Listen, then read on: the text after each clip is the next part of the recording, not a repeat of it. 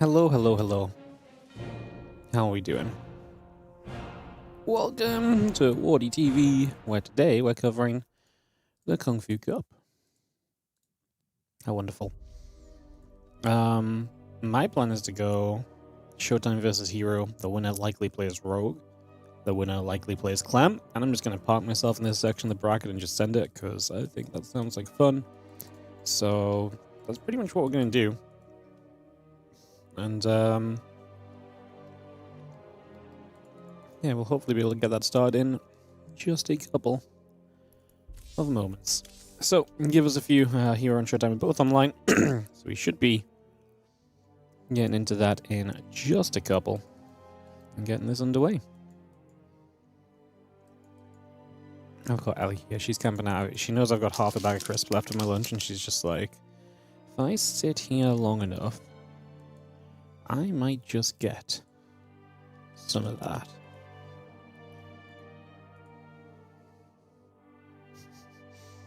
So yeah, she's camping out down there. What do I want to do?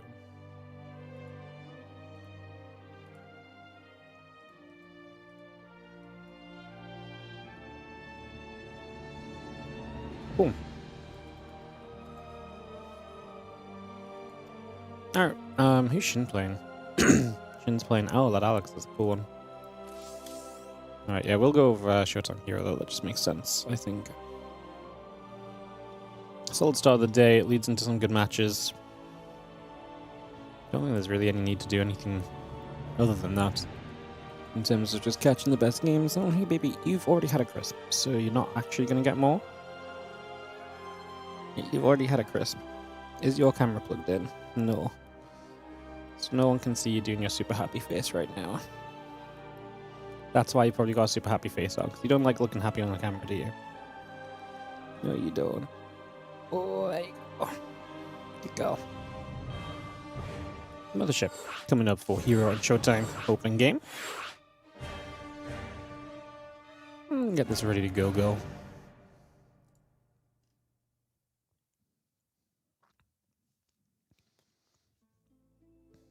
Hope everyone is doing well.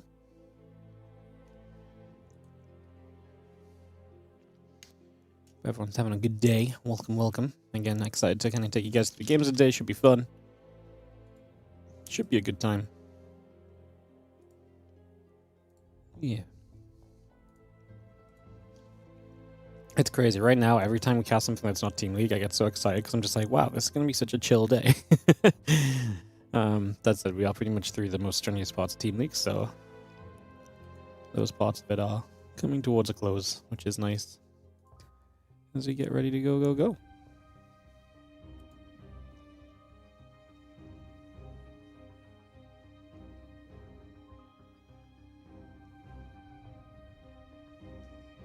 Ba-da-boom, ba-da-boom.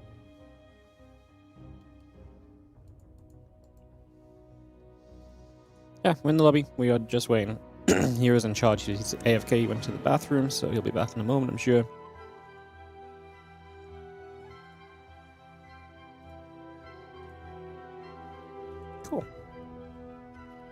Cool. How's everyone doing in chat today? How's everyone feeling? Hello on the YouTube. Thank you, Wardy, from sunny California. Oh, beautiful. It is. It's not really sunny here, but it's not... Well, there's some blue skies, and then there's some grey clouds. Typical English, typical English kind of sky landscape. Looking out the window. Yay. Alright, we are going to get into Mothership here in a few moments' time. Get this set and ready to go and kick this off. Just waiting for everyone to join us. Let's say, Hero is AFK, but when he returns, we should be able to get this going. Just need ShoWTimE to set himself as Protoss, which he just did, and we'll kick off into this PvP, guys. So, a bit of PvP to start the day. ShoWTimE versus Hero. And get ready to kick this off. Go gets called. And LHF gets set. And the game does begin. Exciting. So yeah, third week of this Kung Fu Cup. Obviously, we're kind of back to a normal start time for this Kung Fu Cup. They start at the same time in China and Asia, but we had daylight savings, so for us it starts at now our regular stream time rather than 1 hour earlier. So that's a major positive in the grand scheme of things. As we have ourselves in the bottom side of the map, the 6 o'clock position, we're going to begin things with the blue Protoss player. This is going to be representing T1. It is Hero to start us off. While in the top right side of the map, our red Protoss player here is going to be ShoWTimE.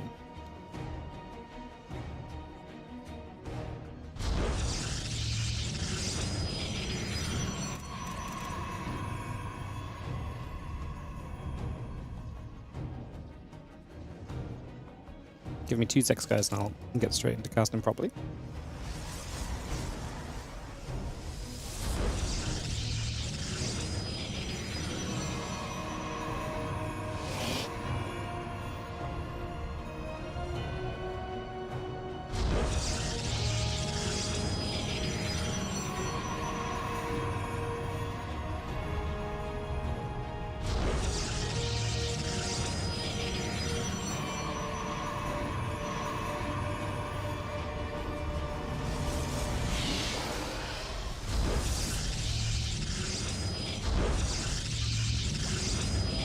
Alright, thank you guys. So, into some best of 3 action. PvP to start the day. I love this one early.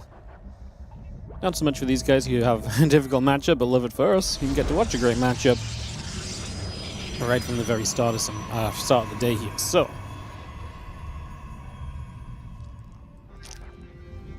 what is going to go down? Well, we have already different openings. Single gateway from Hero. Double gate from ShoWTimE. He's going to throw a pylon down between the top, well, his base and the top left base. I wonder what he builds here. Stargate makes the most sense. Because anything other than the Stargate is really punished by it being in the wrong location. There's Robo. So he's not going to be that close to Hero's base. He's took a bit of a gamble by kind of placing it up here, because obviously if he placed it down the right side, that would have been much better, it would have been much closer. So yeah, he's going to see that Hero is not in the upper left, so he loses a little bit of the coin flip there. Obviously he's got to design the build around the concept of, well, you're not necessarily there, so it's not going to be 100% like all doom and gloom for ShoWTimE. It's just not going to be, maybe as good as it could have been. Which, like I say, is probably fine. Like I say, there's probably that risk is kind of built into this build order, and like I said, I'd be very surprised if he was going to do this if it just completely falls apart. If he was on the bottom side of the map, these guys play at too good of a level to kind of be, to kind of let their builds be swayed onto the simple fact there's a 50-50 coin flip on the spawning location. So, I do see a couple of the adepts making their way down toward the bottom side of the map. It's just going to be coming straight over there initially, coming across. Couple of depths coming around, trying to see where they can go to. I'm just going to be seeing a battery or 2 on the way up as well, so we'll just continue to bring that into place. And the 2 adepts going to shade. The Stalker is going to be there to help push those adepts back away for just a couple of moments. Get that chased away for now. Stalker popping out, the Prism on the way through. And the Stalker and the Oracle together will chase the adepts down as well for a couple seconds here. So just going to chase for a little bit. And do you have our Prism coming across. Again, the 2 Stalkers are poking around on the side as well, trying to see what else is going on. And the Oracle just up in the main base, going to activate to go after a few of these probes. So a few probes are going to get chased. I mean, we lose a couple of those pretty much straight away, so a bunch of those start to go down. Just going to have ourselves the gateway, the probe, and the Voidray and the Stalker continue to come about as well. So again, we get some bits and pieces building as we speak. Get a lot of that building by right now as we just get this all started and see where things will go to. So yeah, a little bit of setting up to be done for the moment, and otherwise just continuing by. There's going to be the Oracle taking a bit more damage. Obviously ShoWTimE rallying at the front, and the Voidray production from Hero readies the defense. Stasis ward going to be big here as well. Now that Adept sees the Stasis, I was going to say, I think we let that shade onto it because that just removes one of the defensive things you're trying to, hold this wall with. Here is Hero. ShoWTimE starts to press on forward and press into this natural expansion. Extra gate coming up from Hero. Second Voidray arrives. We need a lot of Stalkers now because we've got to be able to punch down these Voidrays quickly. Otherwise, their damage output is going to be way too much. So you've got to start getting on top of those. There's Adept! Oh, it doesn't survive long enough to commit onto the other stasis ward here. We do lose the immortal barrier, so that's going to go on cooldown, unfortunately. Didn't get much out of that. The adept shade's on, pops the stasis. We're about to be on a third void ray, so I really feel like ShoWTimE has to go ASAP now, because 3 void rays with prismatic pop are going to put out an insane amount of damage. You have a lot of chain you can do now with chaining the prismatics. He's going to pop them all at once. I'm just going to go straight up for the trade onto these stalkers, which I don't disagree with, really. Now, he is going to be a bit weaker once this prismatic fades, but he gets some stalker kills, so he reduces this stalker count by making this play and that commitment right there. So overall, I don't really hate it. I see a gateway coming down over to the side. Again, plenty of gate stuff from ShoWTimE at home, but he's got to make something happen now. If a 4th void ray comes online or prismatic comes off cooldown, I just don't see how we take this fight. It's a decent force field to keep the stalkers back. It puts you in a decent position, but you might need more than that, as we are going to dive in. 1 void ray goes down. That's something, at least. The stasis on the other side of the map did catch pretty much half the mineral line, by the way, so yeah, that is going to catch a good chunk of probes over here. That's going to be very annoying to kind of work your way out of as well. Now stalkers and voids are going to gather up. Just going to try and push this stalker immortal prism force back away as well. We're going to dive further in. Prismatic alignment's activated. We had a battery there to help. Save a couple of units in the prism at the end. The immortal barrier gets popped once more. You can just see ShoWTimE supplies just not really there, though. He just never found the kind of the firepower to kind of get going quickly enough in my eyes in this game, and I think he's realizing that too. Taps out the GG. Hero is going to take the opening map of the Kung Fu Cup today. So Hero off to a 1-0 lead and off to a strong start. So Hero gets off to a big beginning. We'll be heading into Game 2 in a few moments' time. Getting the second game ready to rumble. Tourmaline going to be the map.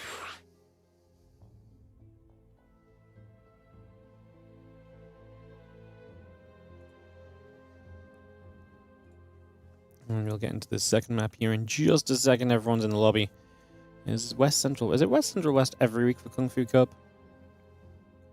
Probably. All right.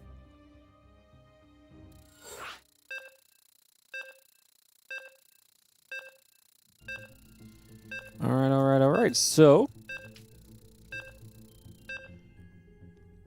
unlucky to get here so early in the bracket. Yeah, I mean, yeah.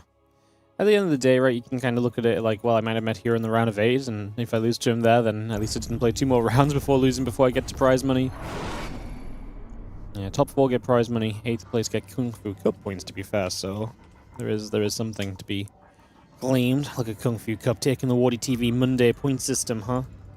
Unbelievable. As we are going to have, in the bottom left side of the map, our blue Protoss player. This is Hero.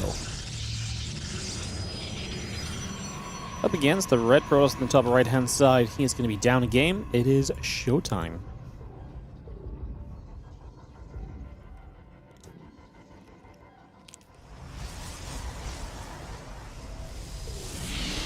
Game 2. Excuse me. Game 2 of this best of 3. Get this underway. I managed to then hit my microphone as well. I'm full of talents right now. And as the gates come down, and we get set up into this second game and seeing whether ShoWTimE can bring it back or not in this second round of action here. So eyes on that as we get this all underway.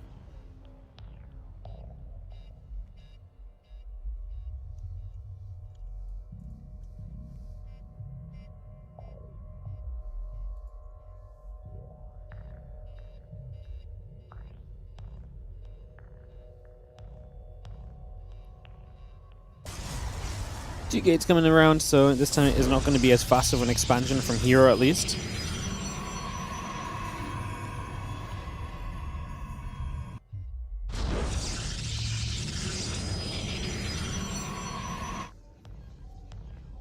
Again, that's Cybercore coming about. Just going to be seeing the second gate coming online as well. Probes building through the pylon coming online.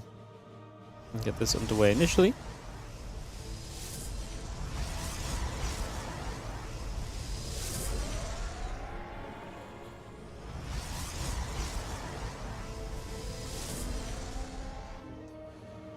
Probe comes about, just going to see again a couple of depths from ShoWTimE. It is going to be Stalkers from Hero, and he's the one with the pylon off to the left-hand side of the map here, so is Hero to be maybe a little bit trixier this time around. Going to hide the Twilight Council on the map, which is absolutely going to be a little bit of a different way of approaching this.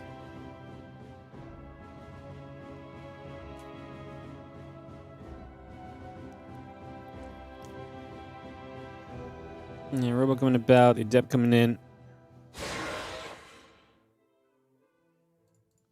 Two Adepts will continue to make their way to the bottom side. The Probe still just stepping over. Adepts will commit to that shade then. Robo Facility, the Probe, the Stalkers, the Warp Gate. Continue about. Just going to see those two Stalkers getting in after the Adept for a moment or so.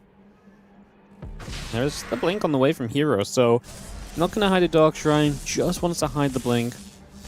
I guess a lot of the time if you want to hide a Dark Shrine, you don't always kind of proxy the Twilight Council, because a lot of the time what you would like to do is you would actually like to kind of have the Twilight Council seen, maybe you start the upgrade, maybe you make it look like Blink, and then it's actually DTs, right? I mean, you can kind of do it both ways, but what I'm saying is the hidden Twilight Council did not have to mean DTs, and in this case it's going to be Blink.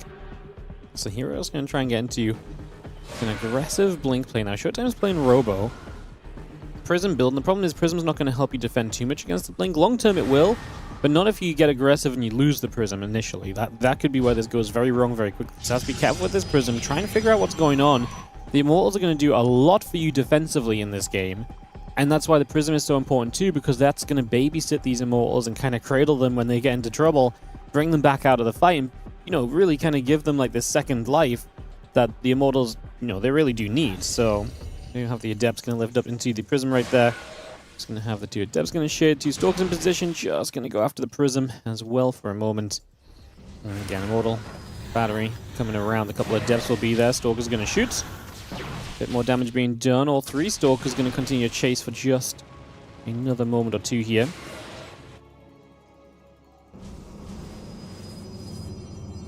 Again, Sentry. And the Adept continue to come by for a little bit, so we continue to get that going. The Immortal still coming through, the Nexus on the way. Pylon in production. The Blink is going to finish up as well, so we continue to get that on the go. And away we resume.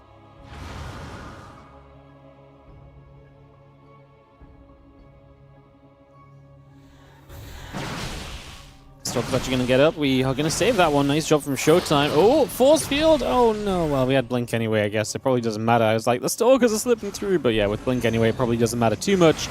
Yeah, I'm going to get the Adepts up to the top side. They're going to be good for a couple of probes right off the bat. Three workers going down. The rest of these units get over here. The Adept is going to get punched back and away and cleaned up, so that gets taken down immediately. And now we're just going to be seeing ShoWTimE and Hero both just expanding. Hero expanded a little bit sooner, and he is going to be still kind of having the map control, because that's what Blink Stalkers are naturally going to give you here. But ShoWTimE should have enough defenses that this is not a problem. Like, he is able to stand up and play this longer game right now, so this seems pretty fine here in this game too at the moment. Mortal and the Nexus both building in, the couple of probes coming up and online as well. Like I say, we'll just see where we continue with this. Robo Facility building on the side of Hero, Forge on the way. I said Robo Facility building? I'm pretty sure I just saw the Robo, maybe I just missaw that. But yeah, okay, he's getting a Forge, but no Robo or anything else just yet, so there is a question of, like, at what point are you too committed to the Blink? And do you kind of go too heavy on the gateway units and eventually end up in trouble here? This Immortal's on its own. Prism? Oh, whoa! Oh, the 1 HP. It gets away. Low HP right there. Was it 1 HP? Yeah, the 1 HP Immortal as it gets back to the battery to keep it alive. Oh my goodness. I was like, where's the Prism going to show up? But the Immortal just gets back to a battery. ShoWTimE gets supply block. That could have been obviously a lot worse. Lose the Immortal and you're just down a tech unit that you've been investing into for some time now. Instead, he actually kind of gets to keep this going and keep this moving along at least a little bit further.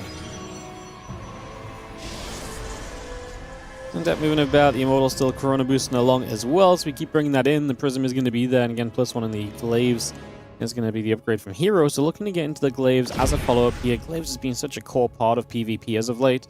We've seen Glaives so much more frequently, and oftentimes Glaives used to be like, hey, I'm going to go Glaives and like this Glaive Immortal attack and all in. Nowadays, I feel like we're seeing Glaives more as just like a, hey, I'm going to macro with Glaives. Because this situation right now from Hero is Blink Stalkers and no Robos, no Immortals, no big shove coming.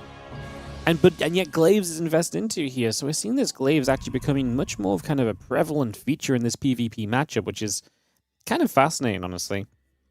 Dark Range from ShoWTimE would have been nice a minute ago before the Robo started. Now, Robo's on the way. There's a good chance that obviously Hero gets detection up in time. there's still a chance that the DTs obviously find their way to be annoying. DTs are not just a one and done. Yes, if the Observer's in the right place with units in position, then yes, the DTs will not get in. But that's obviously asking a couple things to be in place defensively right from the get-go from Hero. And that's not necessarily the case. The Observer could be with the army. The army could not be with the Observer. There are still ways that these DTs can do damage here, unless Hero is, really spot on with the prediction that DTs are coming. Then he'll set up. But you don't want to blindly set up against the DTs, because then it takes units off the map and takes some of the pressure that you're otherwise working with away as well. So, a lot of things to think on that. Nexus drops down. Both players are heading to a third. Hero's a little later on the third base. I think we're at that kind of, took a war moment where it's like, well, I get a third a bit soon. It's like, okay, it doesn't matter really. No, they're still, both standing strong and still very capable of playing this game out. Some minor differences in the mirror. Generally gets swept under the rug by kind of the larger kind of scale fights and how those go. I'm still interested here. I mean, we have built a few adepts, but we've not really used them at all. There are the DTs coming in from the Prism. And like I say, a lot of this is going to come down to kind of where is Hero at defensively. Well, he has got units kind of positioned here and there, but okay, there's one DT going down immediately. The Observer pulling back over. We're going to kill 2 probes. Obviously, one DT in this natural will get a few before it lifts and gets away. The DT in the main needs to do something a bit more useful. Currently swinging at a gateway is not going to be it. Maybe could have made the main mineral line. Got a few more probes there. Yeah, maybe not the best controlled DTs from ShoWTimE. 2 of them go down. One of them survives. He's going to find the Twilight Council, which does actually have something of an impact. If we ever wanted to go charge as Hero, you would have to build a new Twilight Council. Typically, we'd expect charge to be done, but he built Glaives. That said, maybe he just wants to play Glaives for the rest of this game anyway, as this DT is going to realize maybe an attack is coming, so he's going to try and threaten forward again. Hero's only at 41 probes, so he is absolutely looking to send this right now and wants to attack and wants to dive in. 20 army supply lead, a +1 attack upgrade lead as well. And the Adept Glaives against the Zealots is going to be massive too. Great force fields, the Immortal gets caught, ShoWTimE's in trouble. This was already looking a little bit scary. It looks even scarier with the first set of force fields being so good for you. And 14 probes going down already is just massive. A DT across the map does nothing because, hey, cannons are now up, so the defenses are there. These Adepts have shaded over to the natural now into the main base. That's where a lot of the probe kills are coming from. And Hero just has enough to kind of fight with the Stalkers at the front anyway, so he's not having to stop at all in the slightest. He's looking absolutely great, and it does look as though Hero is going to be cruising to a 2-0 victory to start off the day. Going to be an early exit in this Kung Fu Cup for ShoWTimE, and we'll be saying goodbye to him.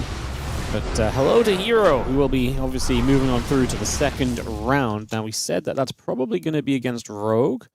Do we have a result on that? Yes, we do. It is going to be Rogue against Hero up next. So we'll hop on over to Korea, and we'll just go Rogue against Hero. Meanwhile, Shadowin and Geralt are playing each other. The winner of that plays Clem, and that would set us up into the winner of Rogue Hero in the round of... Is that 16 or round of 8? Round of 8. So, yeah, round of 16 game coming up. And we'll just kind of go from there and see how it all goes, guys. I'll log on to Korea, get us ready for that. I'll throw some ads up while we get prepared and get ready for more StarCraft 2 in just a few moments' time. You're watching WardiTV with the Kung Fu Cup Weekly 2026 Edition 3. Again, hope everyone is playing great.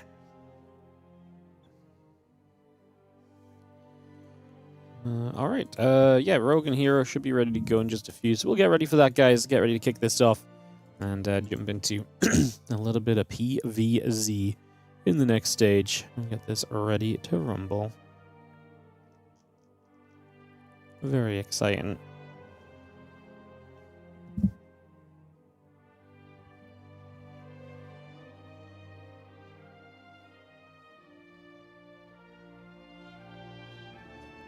Cool, cool, cool.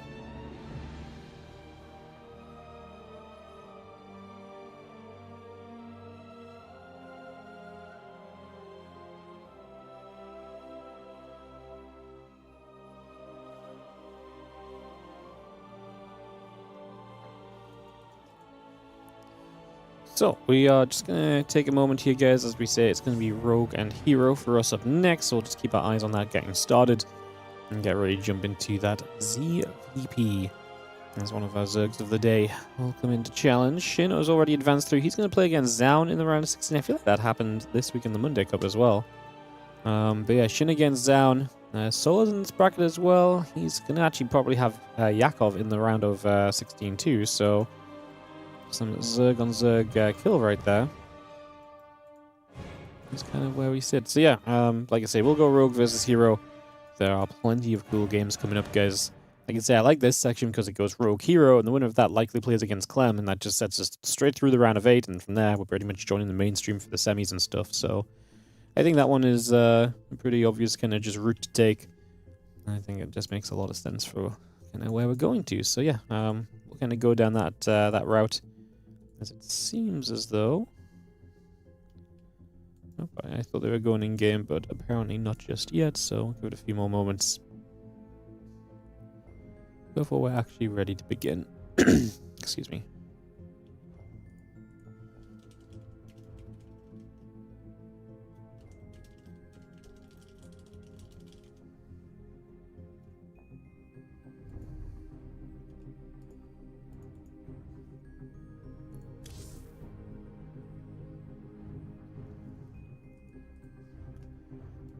Cool.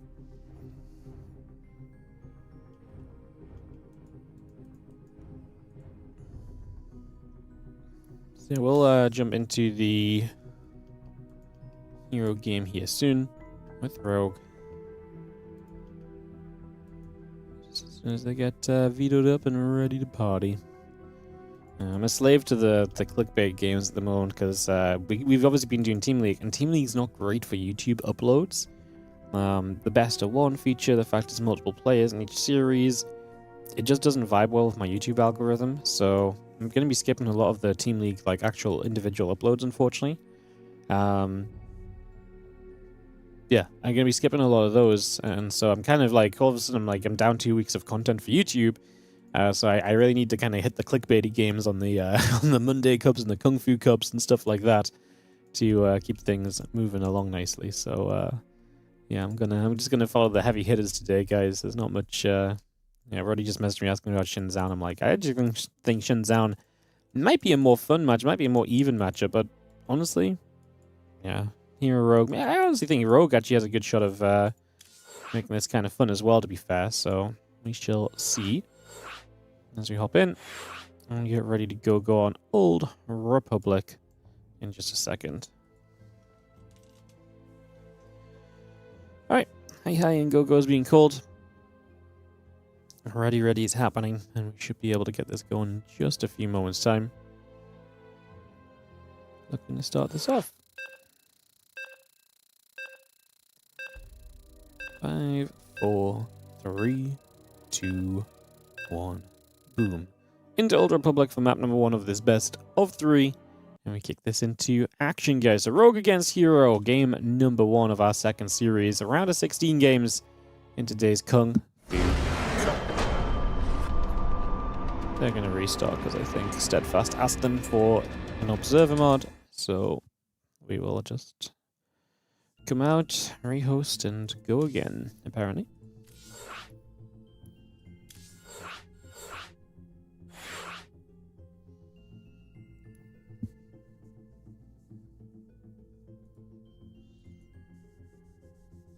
Alright, we'll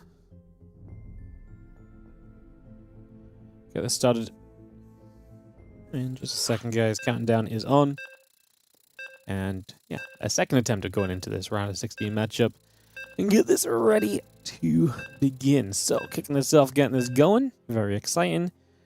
And I hope you guys are excited for that as well. Hope you're all doing well. Again, thanks for joining us so far today. Appreciate you all being here. Let's dive into this next game. In the top right-hand side, we are going to have ourselves the red Protoss player. This is going to be Hero.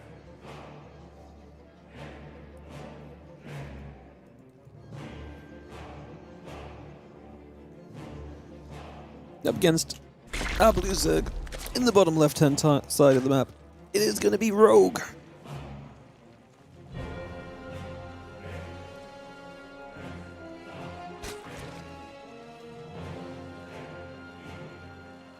Hero versus Rogue PVZ on the way as we get this started up and ready to rumble.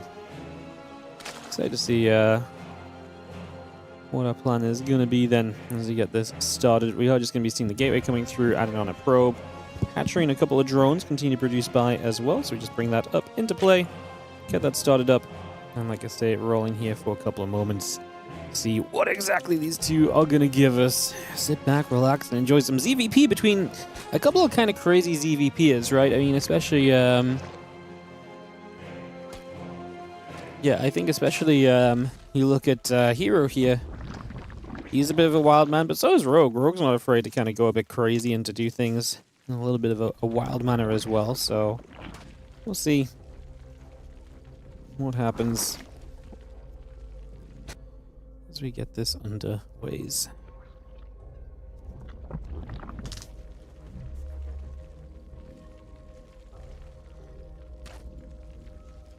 Rogue moves around, hatch in the pool coming up. Again, how's everyone doing in the chats? Let me know what's going on. Hope you guys are feeling great. And yeah, let me know what's up. Say hi if you're on the YouTube. If you're on the YouTube, I ask you to take a quick moment to click the like, click the subscribe button on the stream, get that YouTube algorithm whirring early.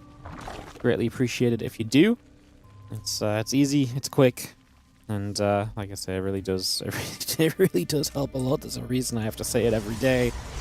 I know I'm so scripted, aren't I?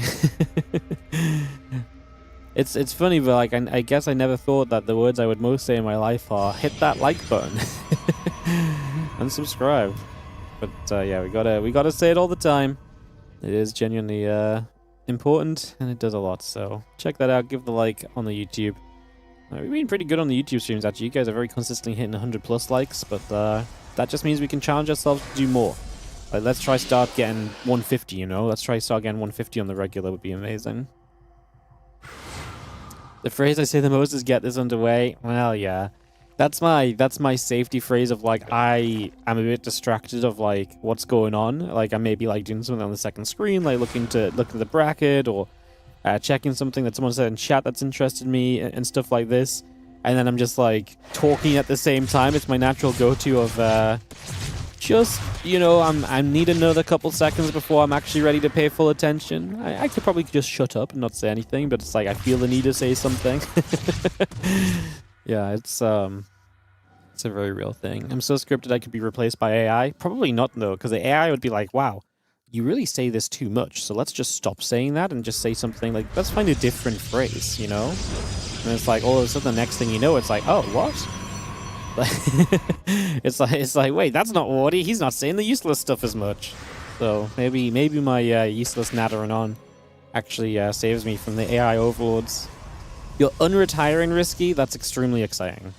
In what sense? You're gonna play like 2 ladder games every now and then, or you're actually gonna try and play? Because I feel like the second is very unlikely. You're going full time.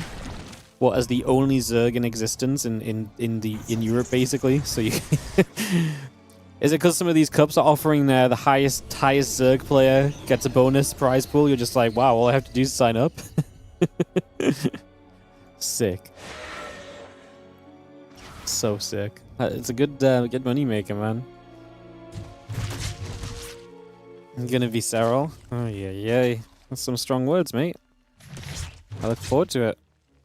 There's a lot of WardiTV stuff coming up, so you know, go wild, come join us. Back to the true passion. How many days until you just get angry at it, though? You know, like how many days until you just like it's not going to take you long to play more than more than 3 Protoss in a row. So I feel like it's not. My over/under is definitely on the lower side of this. Blinken +1 are building from Hero here, as we do have the Rotron and a couple of hatcheries continue to build into play. We got the Zerglings going, the Queen is on the way through. I'm just going to be having the a couple of hatches building as well. So 1 macro hatch, 1 4th base, and Rogue gets his lair started. So off and away with this very high hatchery count, right? 5 hatcheries at 5.5 minutes. Rogue's been loving, in ZVZ, he's been doing a lot of this hatchery in the wall business as well, and now he's putting a hatchery in the wall as a macro hatch in the ZVP too. Very interesting. A couple Stalkers going to poke. The Overlord will be going down. The Storm, the Blink, the +1. I mean, Hero's getting everything that makes sense here. What my question is how useful is Storm going to be? And that really kind of depends on what sort of composition is Rogue about to play. Like, obviously, Storm is always good. Like, Storm always hits for damage. It always zones. There's always, like, a base layer of, like, Storm is useful. But if you're playing against Ling, Bane, Hydra, then you love Storm, right? Storm is going to be amazing like every single fight. If you're playing against Roach Ravager, you want to go a bit low on the Templar and have a few less storms and have a few more other pieces, because the Roach Ravager is not going to die to those storms. So you can still zone, you can still kind of work the HP away, but it's a lot less punishing to the Zerg engaging in with like a Roach Ravager army into Storm than it is engaging in with Lingbane Hydra. And Rogue is going to throw down Roach Speed and an Infestation Pit as an initial tech. I also want to say, look at what Hero's doing. He's getting a shield upgrade, so dude is investing into shields early, which is also something you just don't really see a lot of. I mean, Double Forge in PvZ is kind of a rarity in the first place. Double Forge and the guy getting shield upgrades is even rarer, which I have to imagine is just he's going to try and buff up those Archons a bit. I mean, everything gets buffed up by it, but Archons especially obviously very shield heavy. Kind of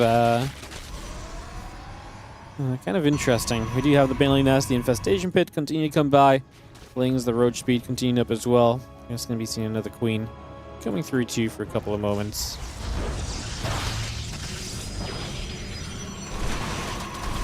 Let's see, those Lings going to wrap around the Zealots and the Adept are going to be there.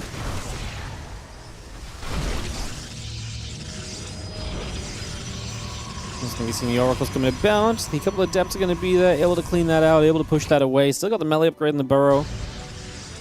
Just coming through. Baneling Speed has to come about. Roach Speed coming online.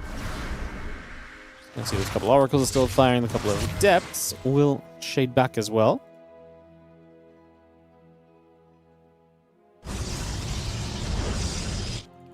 And again, Queen stepping forward, the Queen creep coming through. And again, Spy of the Hive just continue to come about. So again, we bring that into play. Just going to be seeing the Queen's going to shoot the Oracles for a couple of moments.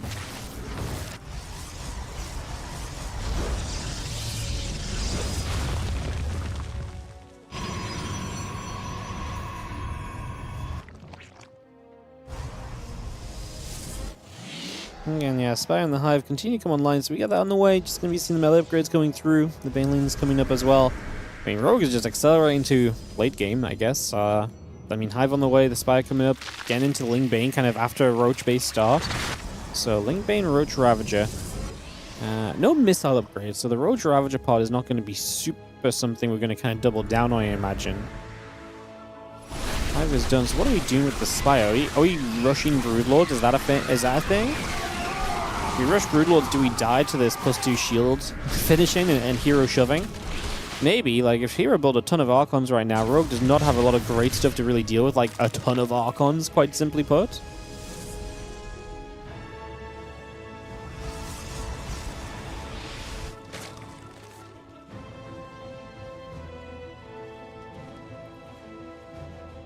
Couple extra Archons coming through. The shield's still coming about. Greater Spy are going to be building from Rogue.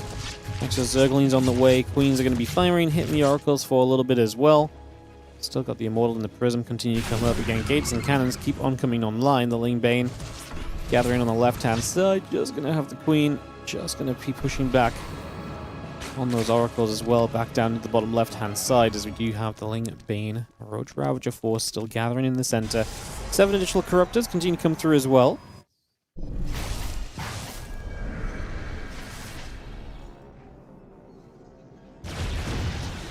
A bunch of units around the right-hand side, a bunch of Roaches looking to make a run around here. It's going to be an army from here. I mean, he's 150 supply, Rogue is max, and he is going to get to the Great Spire quickly. Like, is it just actually going to be quick enough Roaches that he can actually make a sizable impact in this game? Sorry, fast enough Broodlords that he can just make a sizable impact in this game and just actually just shove before Hero has a good answer to Broodlords, and like, that's it? Like, Hero's just in trouble? Like, we don't usually see Broodlords of that kind of a unit, but, like, Rogue has gotten there unharassed. And Hero's answer to Broodlords is a Stalker and 6 Archons and Storms. And Storms can still do a lot, especially against slow-moving Broods that are going to stand in those Storms a lot. So, again, Storm may just be the answer for Hero, but, like, I think Rogue is going to... Is Rogue going to go? Like, he's building 6 Spores as well, so it might be just that he's setting up to play at home, but then if he lets this play longer, like, to me, Rogue's advantage right now is the fact that this game is kind of late game for him and still kind of mid-ish game for Hero. And yes, this Protoss kind of army can be seen as a late game army a lot of the time too. But like, Rogue has stepped up to another tier of tech, and Hero has not provided anything that deals with that just yet. He's now going to jump on this Greater Spire. I mean, he's not going to kill that, and the Broodlords are already up. We've got Queens to transfuse it as well. This should be fine. Should have probably made sure we kill the Prism here. That feels like it should have been a guarantee, more or less. Hero's pushing, but I don't think Hero realizes there's already going to be Broodlords kind of sitting in his way. There's a couple of spores even just sim-sitting to stop the step forward into the Broods. There's the Storms, though. They are going to be an issue. Lings running forward. A lot of Lings just running into that. Oh, God, that's messy, but the Banes are going to come through, too. Now the High Templars are gone, so now the Storms are gone. Broods are still healthy. We do have Dropper Lords as well, by the way. They were loading up before, and now they're making their move up into the natural expansion in Rogue. Well, maybe this part does not go as well as he wanted it to, but I still think overall this has been a successful hold-off from Rogue. Hero has thrown a lot of units into not really achieving much on the other side of the map. Doesn't deny the +3 shield upgrade, as we see Neural Parasite coming through. Rogue getting a second Spire to continue upgrades, as well as an Ultralist Cavern in production as well, so you can also switch between his kind of later tier tech units. I think Rogue is kind of making this work right now. Now, it's interesting because I guess right now Rogue is actually kind of only 10 supply ahead, but I still don't feel as though Hero has a great answer to Broodlords. Now, he is going to have more Stalkers this time around. A couple of Infestors to fungal those Stalkers would be really nice. Fungals in general, limiting movement so you can't get underneath and onto the Broodlords as easily would be one of the main things I would say right now as kind of a factor, so...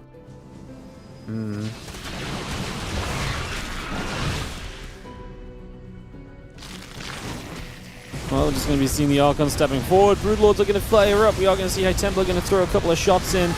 We are going to be seeing the Stalkers blinking underneath. You've got to break these Broodlords here then if you commit into this as Hero. We have got some good transfusions onto the Broods. So far, they've not been going down. I do worry about the damage output, though. These Stalkers getting underneath now, and we do see the Broods dropping, and Hero's going to break Rogue in the end anyway. I think Rogue kind of threw a lot of tech things into play in the last couple of moments when he probably needed to just rebuild into... I think two things went wrong for Rogue. I think, first of all, the Dropper Lord from Rogue was not good. He committed a lot of units and got almost nothing out of that. And then I actually think secondly here is that Rogue was in a moment of... He was building into a lot of different tech to set up the future, and Hero didn't stop to build... Like Rogue built tech as though Heroes are about to build Stargates and go super late game and Sky Toss. But the reality is that Hero actually just shoved again with a very similar army, and because he just went with a second kind of wave, I think Rogue's investment to a later game tech is then going to kind of obviously kind of hold him back, because he's just put a lot of money into things that are not actually really there right now. Like, the Infestors were there, but not really full power and stuff. So I think he just really felt as though Hero is like... He got pushed back originally. Surely Hero's not going to come at me again and just sort of send this. I think Rogue made the read of, like, he's probably Stargating now. He's probably fleet beaconing and holding back a little bit. And Hero had no intention of that. He didn't even have, like, a backup Stargate, right? Like, he was just go, go, go. And that's just two very different situations of where the players were at mentally. And unfortunately for Rogue, that puts him on the wrong side of things. And Hero will hence take a 1-0 lead in this round of 16 matchup. Game 2 coming up in a couple of moments. And I think it was an interesting start from Rogue. I actually do think it had a good shot to work. That's on the bottom right-hand side. The red Protoss player here is going to be Hero.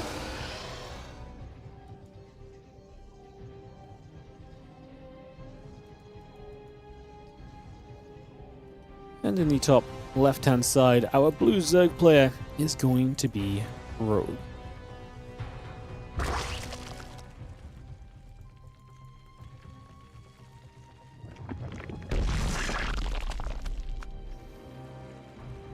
Alright, just gonna put the camera on, guys. I just need to type back to someone quickly. Give me 2 secs.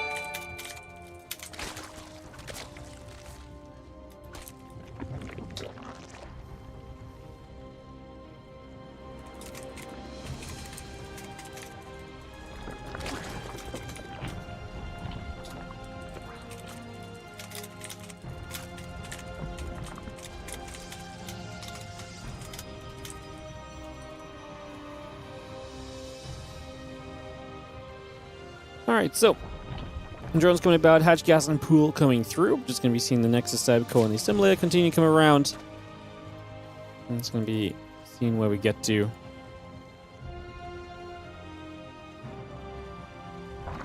I'm just going to see our probe coming around as well.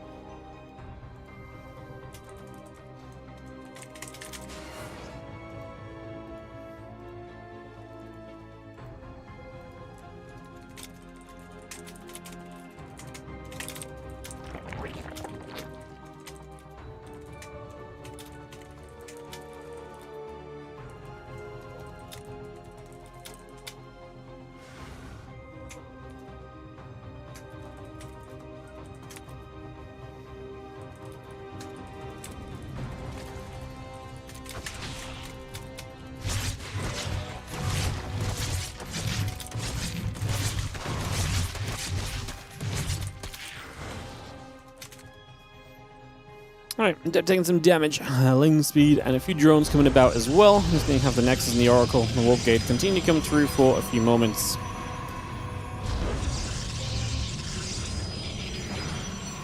Oracle coming across around that bottom side. Stalker's going to be poking, the Overlord will be taking some damage.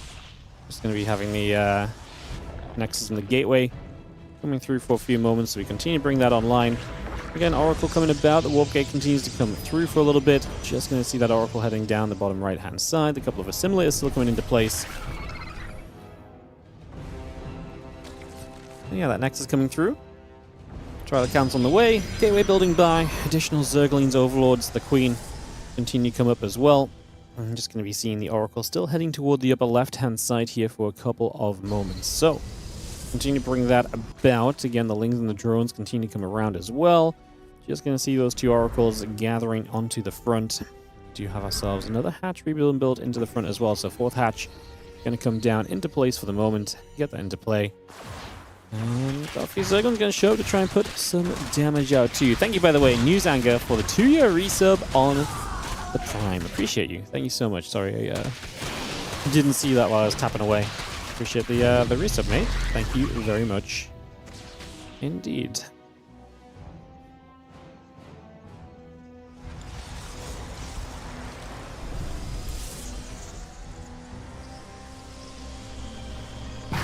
As the Oracle will activate, and a couple of Lings going down, +1 and Blink still coming up here, and we have ourselves, you know, the Oracles obviously will keep zoning, the Lings will keep on trying to find some opportunity wherever possible too.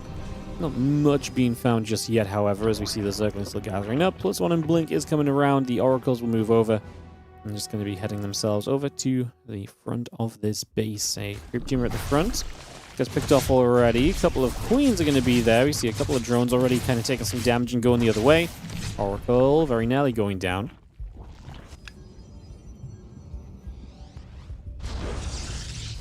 Still got that Blink Chrono boosting, +1 attack coming into play. And again, the melee upgrade, the Queen, the Lings, the Overlord continuing through. Bandling Nest, a couple of hatcheries continue to come by. And a couple of Oracles just going to get back out over to the right for a few moments.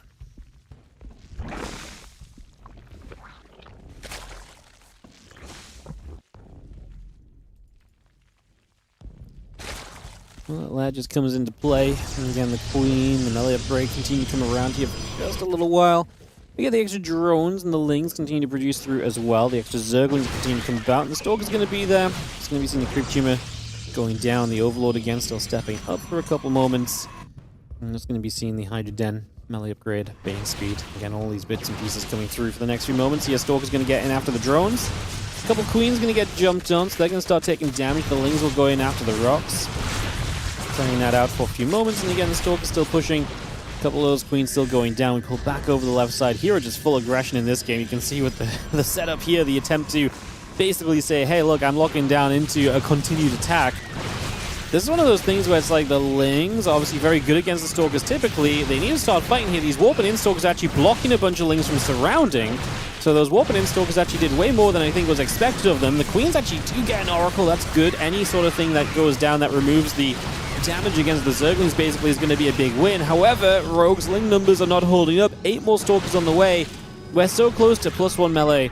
Baneling speed, and even just Hydras. I think Baneling speed probably doesn't come into play much here, but the Hydras and the melee upgrade could make this army of Rogue so much better. Now, he doesn't need to hold this hatchery, which makes me wonder, why did we take that fight before? Maybe because he felt like he had the surround? Like I say, a lot of his Lings derping out probably didn't help his judgment call there. Probably was a better judgment call than what it was, than what it seemed.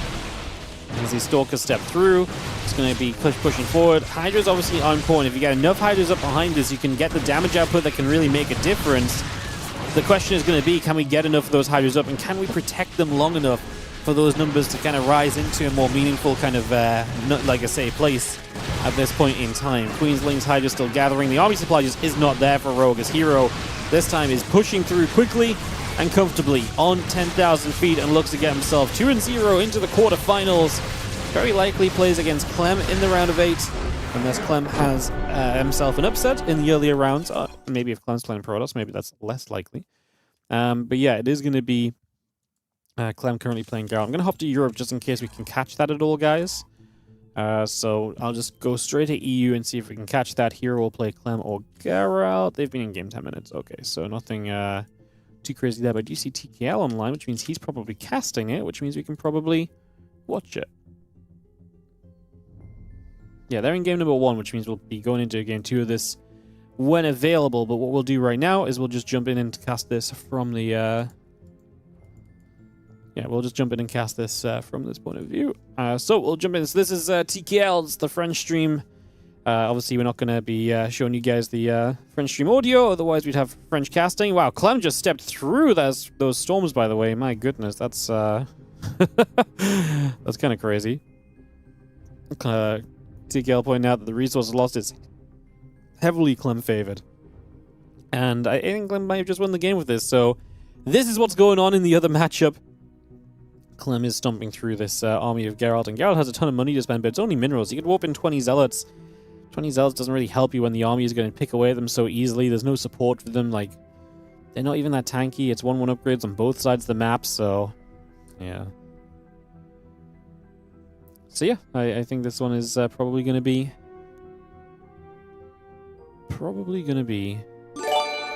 Clem's favor, and then we jump into a game 2 live. Hi, what's up, Fear Dragon? 122-month resub. Clem was both winning and losing until you opened the stream, and then the situation collapsed when I opened it. Am I a quantum caster?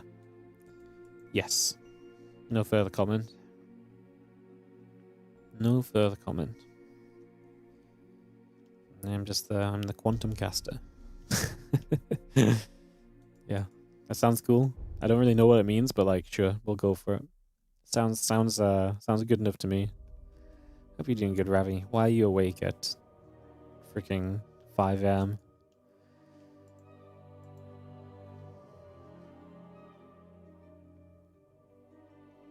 Prison goes down. I'm waiting for this game to end so I can bring us out and just get us into the next game to make sure we don't miss it. I was watching super intently. Because you miss your friend, Jonathan.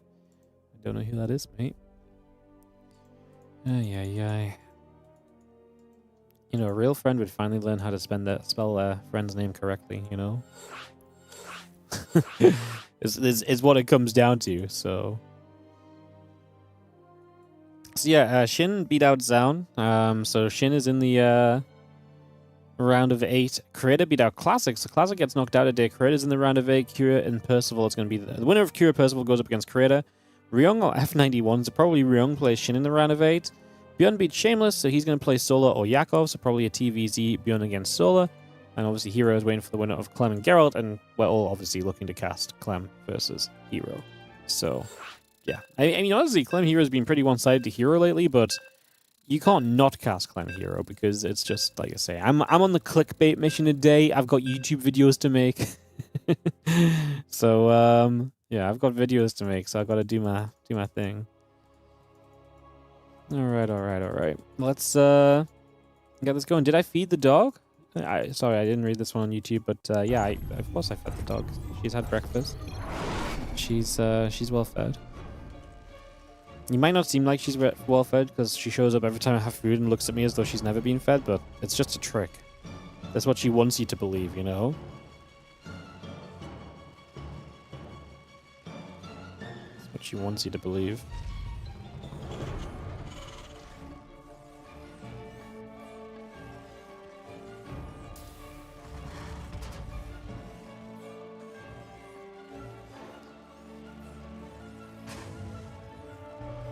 Alrighty, so we get ourselves a game number 2. Clem is leading this series 1-0, as we just saw kind of the tail end of that game.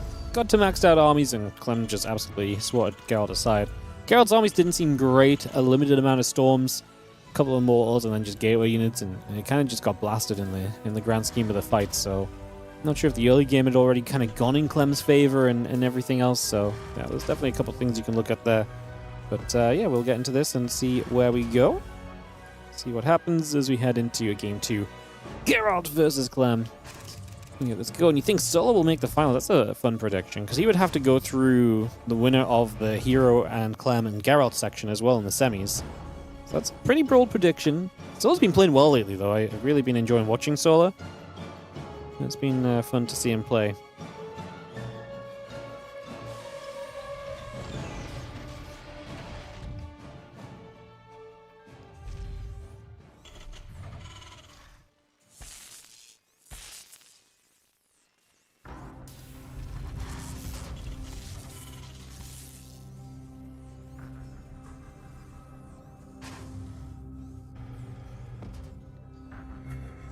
You have the probably pulling back then, Reaper on the way, Factory on the way too. Get that settled in for a couple of moments initially. Get that started.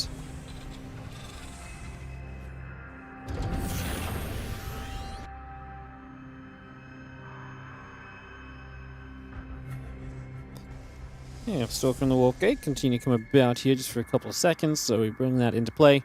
Just gonna be having that Reaper coming through. Factory is on the way over as well. Just get ourselves a chance to continue settling into this.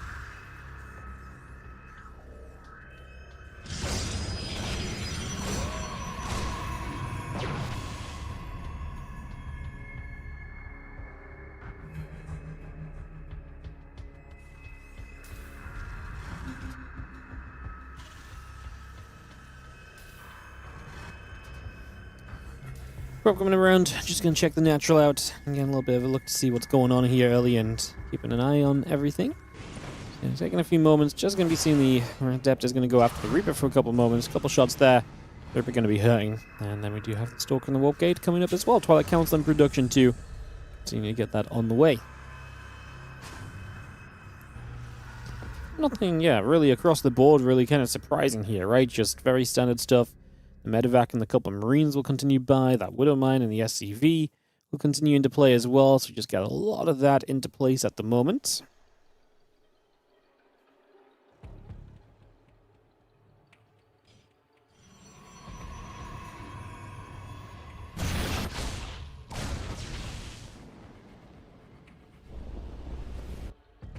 So that one, that Reaper is still moving down for a couple of moments.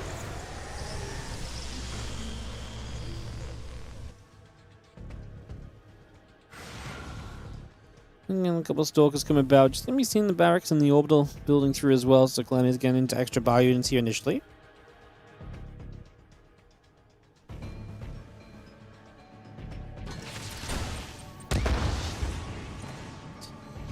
If it turns back around, just going to be seeing the Medevac unloading the mines here. Burrow, unburrow.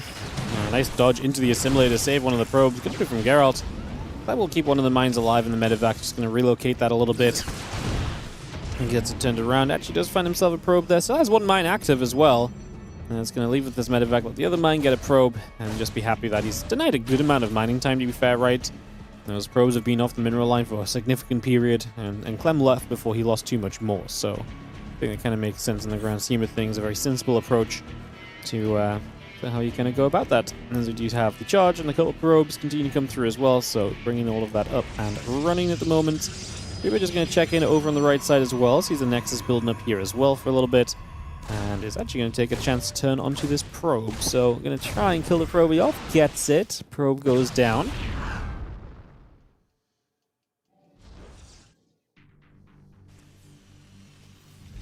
Again, charge probes, Nexus, Gate in the Forge coming through, the couple of simulators coming up as well. Continue to bring a lot of that into play just now. And again, we have ourselves the Marine Marauder Force still building up here. Stimpack on the way through too.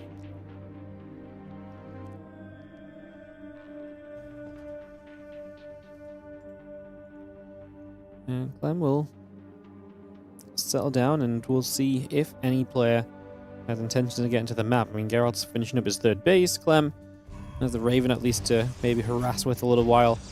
Gonna see a little bit of that movement. Getting up into position as well for the moment.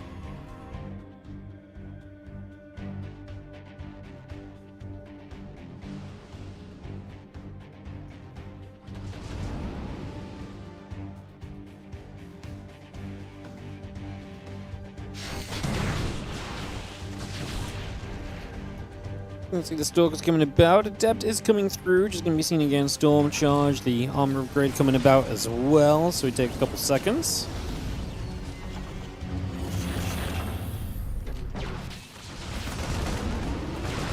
Okay, seeing the Marines and the Marauders still coming across. A couple Stalkers going to be coming over as well. Just going to have the Auditor continue coming through. Bio Army still coming across. Tank is going to be there. Storm and the armor continue to come about.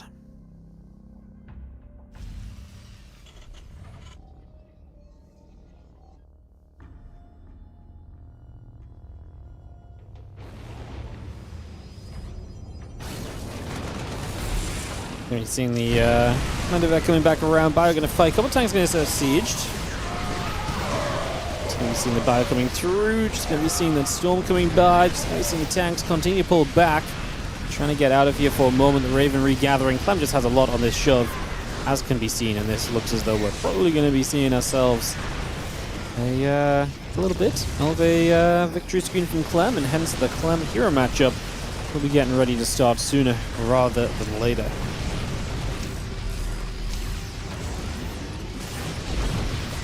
Fire still pushing up. The siege tank is going to be there to keep on chasing down. This Bio Army now going to get toward the gateway. We just have ourselves the auto turret coming into place, a couple of those probes still continuing up, and the Bio still trying to trade against these Zealots for a little bit longer. And then Zealots coming through, armor upgrade coming by. Bio trying to get onto that pylon, and the pylon just surviving for the moment. Now these Zealots are thinking about maybe coming through again as we look to move down to this bottom side. Again, Marine Marauder Medevac building, the arm attack upgrade coming up as well. A couple of feedbacks coming down. Widowmine going to go in after a couple of these Zealots, and that should be about it, because then there's nothing else to really survive with here as Geralt and Clem, like I say, is looking to get into the quarterfinals today to battle against Hero. Tank's taking a few more shots. Yeah, like I say, the Bio will clean the Zealots up though, and there's reinforcements coming in. A bunch of mines too, so these mines basically delete at least one entire war bin of Geralt at this stage. As Geralt is pulling probes to try and get to the third. Always hopeful, ever hopeful is Geralt in these scenarios. But sometimes giving up on hope and just tapping out might be the best approach, because I don't think any amount of micro or control is going to save you here. Fire goes in after that Nexus, a couple of Zealots are going to get chased, the auto turret dropping down again. GG said it's called. Geralt will tap out, and Clem is going to take a 2-0 lead and victory in this best of 3. So it's going to take that down. And we will be having Clem advance through to the round of 8 against Hero. No other results since we last talked about the bracket, guys. So Solar and Yakov still playing. Winner of that plays beyond. Hero will play Clem. Obviously now we know about no result on Ryong F91 and no result on Kira and Percival. Man, I feel like I keep seeing Kira and Percival in the bottom of these brackets lately. Just the two guys keep playing a bunch of TVTs in the bottom section of Weekly Cup brackets. I don't know why. It just seems like the way that the seeding keeps going this week, this keeps happening. So yeah, a little bit of a funny one. All right, Clem and Hero coming up, guys. Clem versus Hero in the next few moments here. And get this ready to go. Thanks for joining us, by the way. We have so many viewers on YouTube today. All right, 250 an hour into the stream. So hello everybody on YouTube. Hope you're doing great. Thanks for joining us. Yeah, we got you guys Clem versus Hero about to happen. If you're watching on YouTube, please take a moment. It takes half a second to like, subscribe. It really does help us out a bunch. We're trying to push towards 50,000 YouTube subs. And, yeah, if you want to help us out with that, where are we at right now? 48,756. So we're 1,250 away. So if you're watching on the YouTubes on the regular, or not on the regular, but you want to start, hit that sub button. Like I say, trying to push towards 50k. It's been a long time since we've hit over a 10,000 kind of threshold mark on the YouTube. It's a very slow going process. We get like 100 to 200 subs a month. We were on track to kind of get it this year, but we've slowed down a lot. So I'm gonna try and get the train rolling in that regard once again. So yeah, thanks for joining us today though so far. Appreciate you all, and I hope you're having a wonderful time. We've got more StarCraft 2 obviously still coming up very shortly here. In a few moments. What is F91 in the bracket? F91 is a Chinese caster. He's one of the Chinese. He's part of SE Boy. He's one of the main casters of SE Boy. When he casts the Chinese events, he's one of the guys you'll see on the screen when we're covering the clean feed and he's at the caster desk. He's an old Brood War pro and used to be very good. And he was okay at SE2 as well. I don't think he did anything particularly kind of amazing in SE2 player-wise. But obviously he's kind of an old-time player. And yeah, he's still got hands. I don't think he's going to beat Ryung, but yeah, that's who it is. Coolio, guys. Let's see Clem.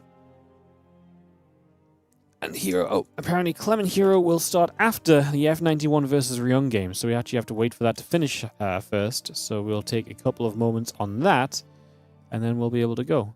Creator will play Kua, by the way. Kua 2-1 against Percival. Percival keeps getting very close to taking some bigger runs in these events, but just keeps getting nipped in the bud just before he gets set off. So yeah, Creator versus Cure is our first round of 8 matchup ready. That's going to be on the bottom of the bracket. Shin is going to play against Ryung or F91. Clem will play Hero, but that's going to be delayed until the other matchup is done. Do we have anyone in game on that, just so I can get a rough idea of where it's at or so? Would be cool. No, it'll be on the Chinese stream, but I don't have... The problem with the Chinese stream is yeah,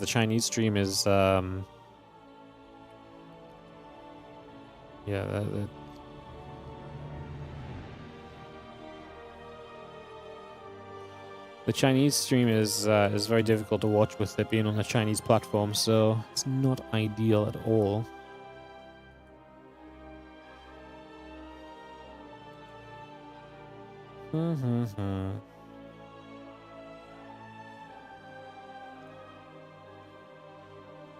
I'm just trying to see if I can find the Chinese stream, and then I can maybe at least get a rough idea of where we're at. Oh, okay, we can have a quick look, but it's probably going to get decreased in quality very quickly. So we'll take a quick peek here. But this is what we're waiting on. We have to wait for this to finish before Clem and Hero can begin. But Ryung is up a game. He's been Proxy Hatch Ling Ravager all in. So he's yeah, he's very much so just needs to hold, and he should be fine. And we'll see if that is going to happen. I mean, it looks pretty good for Ryung. He's got 2 tanks set up. He had a lot of damage going out. He's got a lot of Marines as well. He's got another tank that just spawned out. The Marines have Stim too, so Stim and combat shields. I think those Marines are going to be more than enough, and Ryung is going to push that back. So it does indeed seem as though Ryung is going to be on his way towards a 2-0 victory. But like I say, we have to wait for this to finish before we can go into the Clem Hero match, because obviously the mainstream is on this, and the mainstream wants to cast Clem versus Hero. Who would have thought?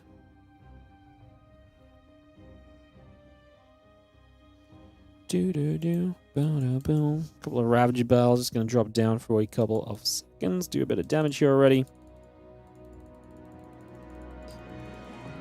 Yeah, the quality is bad, guys. You can't watch in high quality unless you have an account, and you can't make an account without a Chinese phone number, so... this is the best I can show you guys. I appreciate it's not ideal, but then... better to show you guys what we're waiting on than showing you guys nothing, right? So... yeah. That's the current consensus from me, at least. As the Ravagers keep on looking for a few more biles.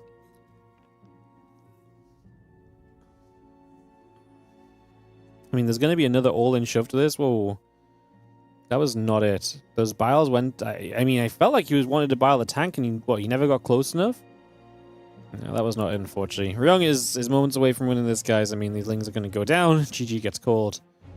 And, yeah, there's going to be a Ryung victory screen. I just want to get out quickly to make sure we do not miss the hero and Clem lobby, which should hopefully be coming up very soon. So, yeah, we should be able to get into this now.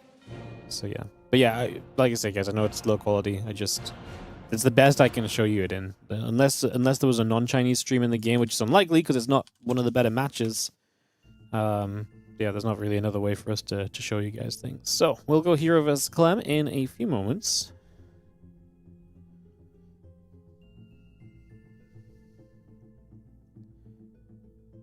Do do do do do do do do do.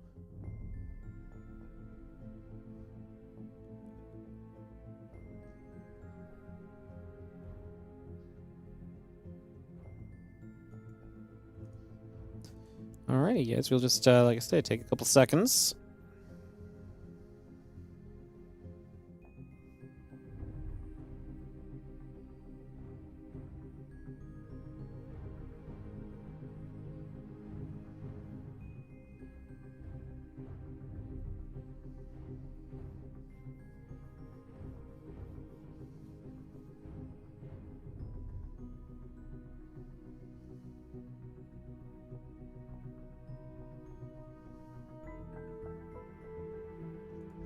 Yeah, we'll just give it a few.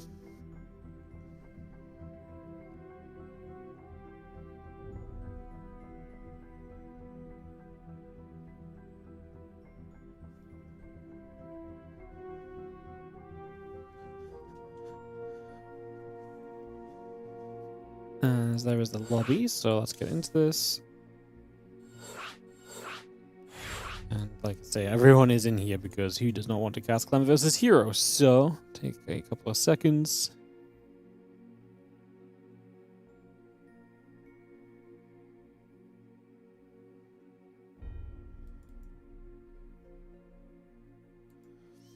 And yeah, we'll be into this momentarily, guys. The players are here.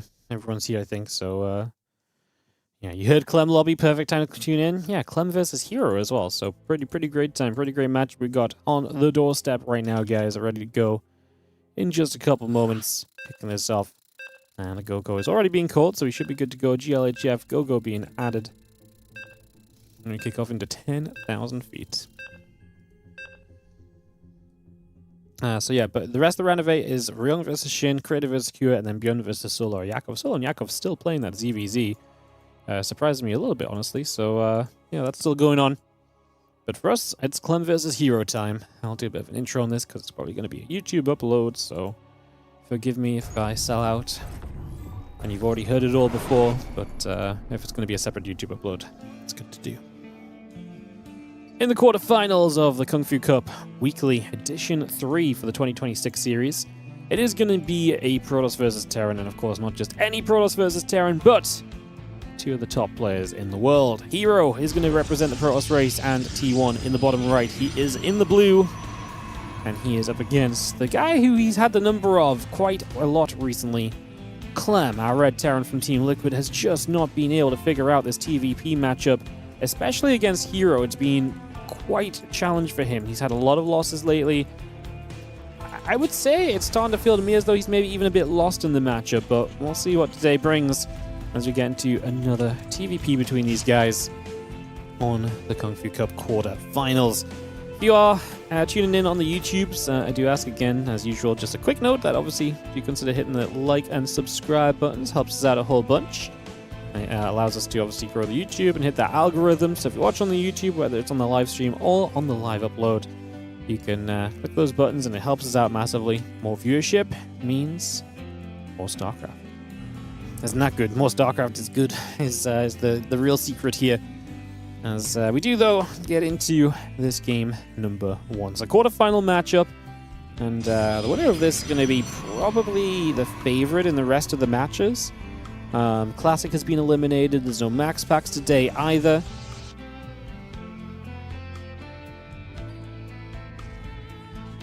So Yeah, no max packs a day.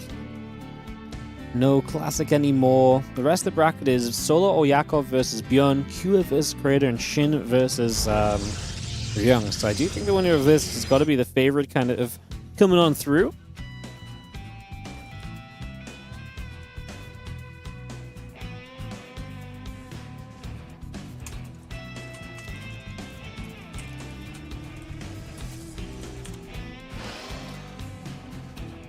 Just going to see the Reaper coming about, SCV coming over. Just going to be having ourselves the CC factory and the refinery continue to come around then for a little bit.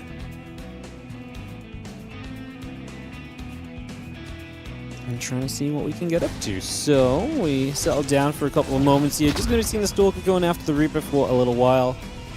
Getting set up for the moment. And what we can do.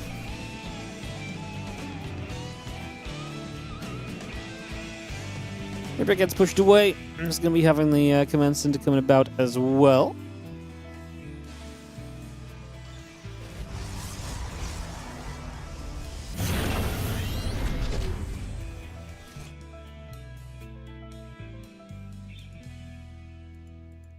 And just have again the orbital coming about, the Oracle and the Wargate coming through, Stalker and a couple of probes continue to come by then for a little bit.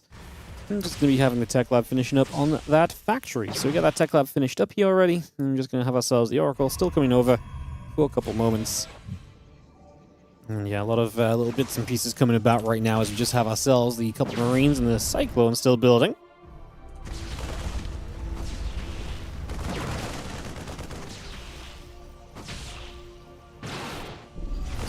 A few Marines, got to be careful for a second or two.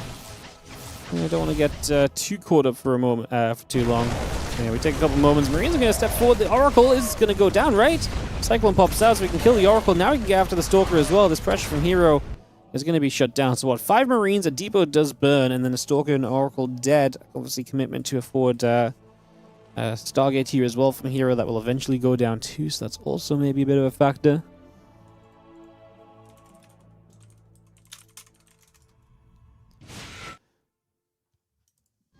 Just seeing the couple Stalkers still gathering up. A few extra gates coming about. Blink coming through.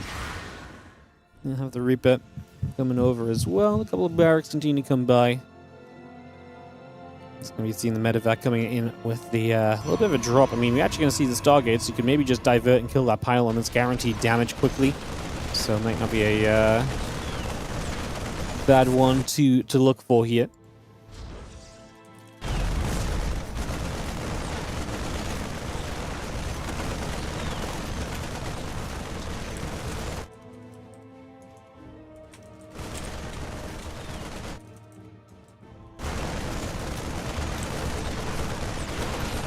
Marine Cyclone just going to keep fighting. I mean, the Stalker's going to come in, so they're actually going to go after the medevac. Obviously, these Stalkers do not have Blink yet, so this might be an overcommitment from Hero as he's going to lose. Oh, line of sight blocker saves him a Stalker for a second.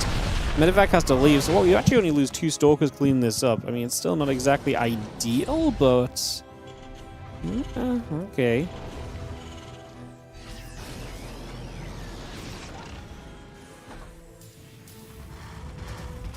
I'm having this the couple of seconds just to settle down. Then we do have the couple of Stalkers coming through, Bio Army coming across, trying to see what else we can get up to at the moment. Trying to see what else is going on. Just going to be seeing the Marine Marauder continuing by, Combat Shield, Stim Pack coming up for a few moments as well, and seeing what else we can get up to. SCV is going to fall, and again just going to get that Forge coming up. Reaper drops a grenade, a couple Stalkers going to blink by, and now the Stalkers with the hallucination on that left side. Going to try and see a bit more of what is going to happen here. Marauder, a few Marines stepping across, Impact Combat Shield all coming through. Stalkers just going to get in after the Siege Tank there. Siege Tank goes down, the SCV's pulled toward the bunker. It's a lot of Stalkers, but I don't think we got the damage output to really get the bunker, so maybe we don't grab this.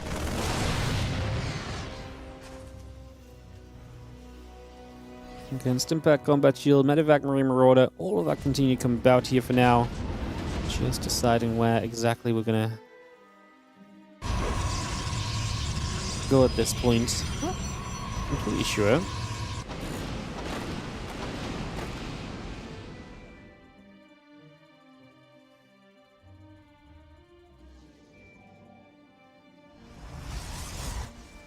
Again, +1 still coming by. Just going to be having the Bioforce pushing at the front. There's going to be a recall onto this base. Just going to bring that straight back through. Bio going to keep on fighting. I don't know if Clem has enough to break through this right now. He's got reinforcements on the way. That might allow him to actually break through this position. So that might kind of open the pathway to this being possible. There's the extra unit that we're talking about right there. So they are going to show up and get ready to go. Just going to see the Marine Marauder Mine continue to come through.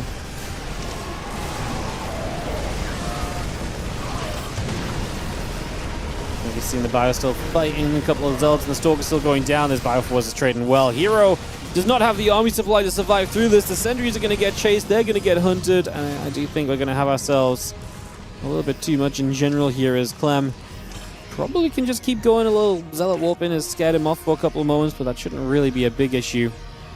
This Hero really just overcommitting into that position previously and absolutely getting punished for it. Well, Stalker step up, just going to be seeing the Bio ready to keep chasing down. The Sentry gets a bit more energy back on it, but realistically this is about to be a shove-in that I just don't see Hero hold on against. The Guardian Shield is very nice. If we pull away from the Guardian Shield, obviously a couple of Zealots get out of it. It helps Clem. Now the Sentry's an easy target. There's just no way. You can see the Zealots are not making enough of a difference. Clem steps back in the moment where I feel it's like you can just stim at these Stalkers. Because if nothing else, you can hit the Nexus. I mean, Clem is playing... I know he just had to deflect a few units as well. His Widowmine's on cooldown. I mean, now he's actually going to get pushed away. He loses a full medevac as well. Clem completely let this happen. There was no need for a Zealot warping to get here. And maybe, what, was he afraid of the Zealots coming from the other side already? That felt like a very poor judgment call from Clem. He basically stepped back into inactive mines and let Hero warp in Zealots and then fight before Clem's position gets any better. You probably thought Hero had more, but you gotta make the read on that, no?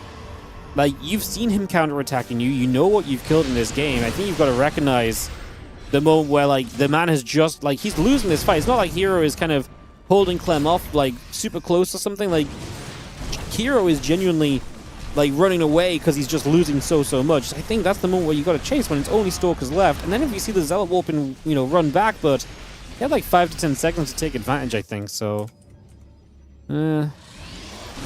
it's an interesting situation. I didn't think that was the moment for Clem to step back like he did. This gives Hero maybe a pathway back into this game then. This gives him, you know, maybe a little bit of a opportunity right now. Let's see if that comes about or not as we come through. Just going to be having the Prism coming over. We are going to get this base at least, so Clem is going to get Hero back down to 3 bases. So that is obviously a major victory.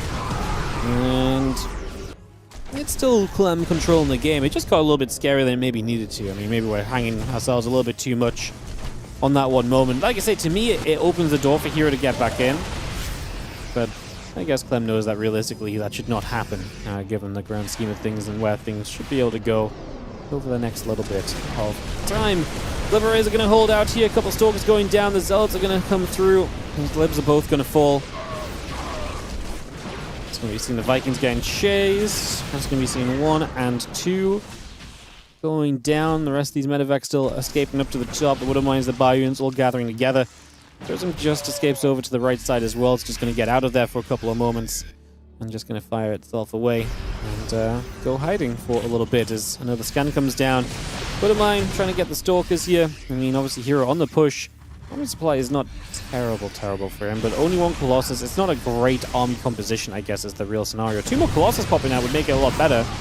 And Hero will take a +2 attack upgrade lead in this game as well, so there is going to be a benefit to that as well. So there are moments that continue to come through here.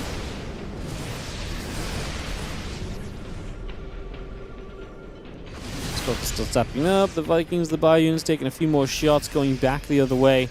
Just going to see this Bio army still collecting and looking to maybe deal with this Hero army. Guardian Shield pops up. The Widowmines are going to come straight through. The SCVs are going to pull into this as well, and I really do think we are kind of having ourselves a fight forward here from Clem that's going to be one-sided. He's losing 17 SCVs, though. Hero has a lot of economy behind it, but this should be a case where Clem has to go across the map, because he actually did just give up quite a lot of SCVs. But in giving up those STVs, he gets a massive army supply advantage. So now you've got to go and take advantage of that army lead. Because if you don't, this is where Hero actually can get back in the game with like a 20 worker advantage over a few minutes. That obviously does add up. So go time from Clem, get something done. And at the very least, maybe like knock a base down, trade with that army to just stop it from growing. You've got a 40 army supply lead right now as Clem. You've got to figure out a way to attack into this. As we're going to see the Zealot's going to charge through. Guardian Shield's going to be effective. We're going to pull back, let the Widow Mines do some of the work. Exploding through another stim. The Viking's going to get rid of the first Colossus with only one Colossus up. The splash damage is now extremely limited as well. And that's also going to be a major plus here in the grand scheme of things.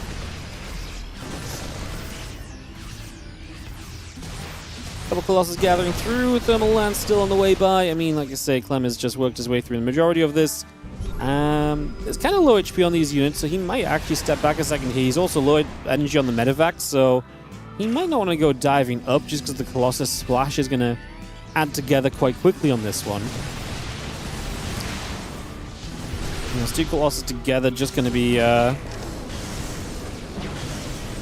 like I say, scary enough considering the Terran army is kind of battered and bruised already. Like, it's already hurting, and hence is going to be feeling a little bit difficult to kind of get forward and do something with. But they're going to be there. A couple Zealots just getting chased away. We've seen the Bioforce coming about. Medivacs, Vikings coming over as well. Just going to be seeing a few more shots coming through. The Zealots going down. The Colossus and the Stalkers being chased back out of here. Also, big stim up this ramp. Zealots are dropping. Stalkers are falling. I'm just going to be seeing this Bio Army continue to chase in at the next couple of moments.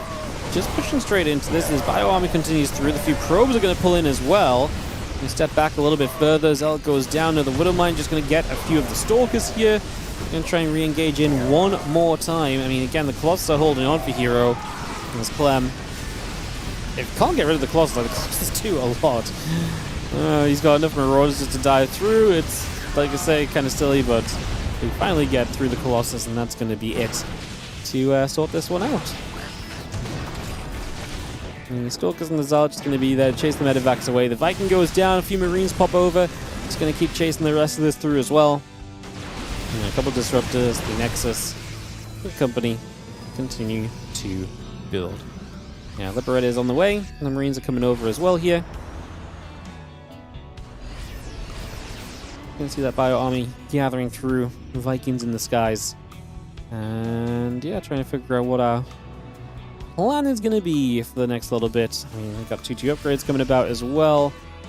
You see a lot of those bits and pieces continue to come through for the moment. Big push. Bioforce over that right side. Going to get the pylon. Is going to be a nice little starting point as well. Not bad. It's going to be seeing the rest of this Bio still trying to fight. We continue to trade. That's pretty much where we're at right now. Just going to be seeing this Bioforce coming back over. I mean, Hero still holding on, hanging on in there. Has made it up toward 5 bases. Clem is still 3 bases. Like, Clem does need to end this game. Otherwise, this goes wrong. Gonna deal with these Disruptors. He's able to dive the Disruptors quickly. Oh, he actually doesn't get on top of the other Disruptor, so Hero's going to get another shot that's able to kind of keep you going. Clem pulls back around to the right side. Another Liberator can siege up here. Zone this area. Leaves the Bio to protect it as well. The Stalkers cannot eat through, and that's going to be an issue. Hero is now going to have to say GG. It's finally going to go in Clem's favor. Because that was an epic struggle for Clem to actually get a game-winning final moment of movement. Jeez, that was... Yep, that was... that was certainly a thing. Yeah, I mean, Clem played cautiously, not trying to kill him at the wrong time, then also kind of attacked in at the wrong time as well. Like, maybe Clem should have just built a 4th. I think there's a few things Clem could have done to maybe make this a little bit of a smoother finish. I think Clem is a little bit mentally broken against Hero, honestly, and I think him being in the lead was like a, what? kind of moment too.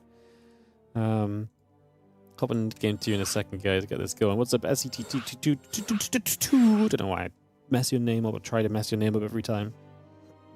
It's because I decide to say it like SETT, and then once I say TT, I'm like yeah, I don't know. Thank you for the 79 months, mate. Appreciate it. I don't know why. I think it's because you told me to call you Scott as well, and I'm just like, no, I'm just gonna make it as weird as possible every time because apparently I'm like that. Yeah. I don't know. Yeah, apparently there's no holding back when I'm streaming. Other result just came in, guys. Solar 2-1 against Yakov. So Solar does advance over Yakov, but 2-1, Yakov got a map. So it's Solar Björn as that final round of 8 matchup that was yet to be determined. So Clem, Hero, Björn, Solar, Ryung, Shin, Creator, Q. A very Korean-dominated cup today. I guess no Max Specs obviously does that. ShoWTimE against Hero first round kind of does that as well. I guess a couple of those things do make sense. The worse the pronunciation, the better.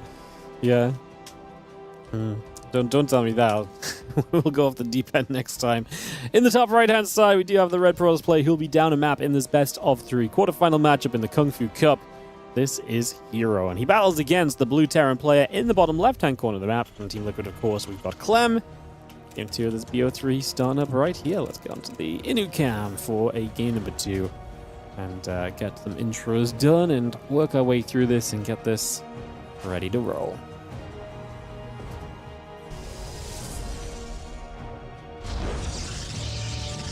Alright, so off and away we go. Let me figure out what we want to try and do in a few moments here. Yo, what's up, Crash SC2? How you doing? Thank you for the 10-month resub. What pros do after buying milk in a grocery store?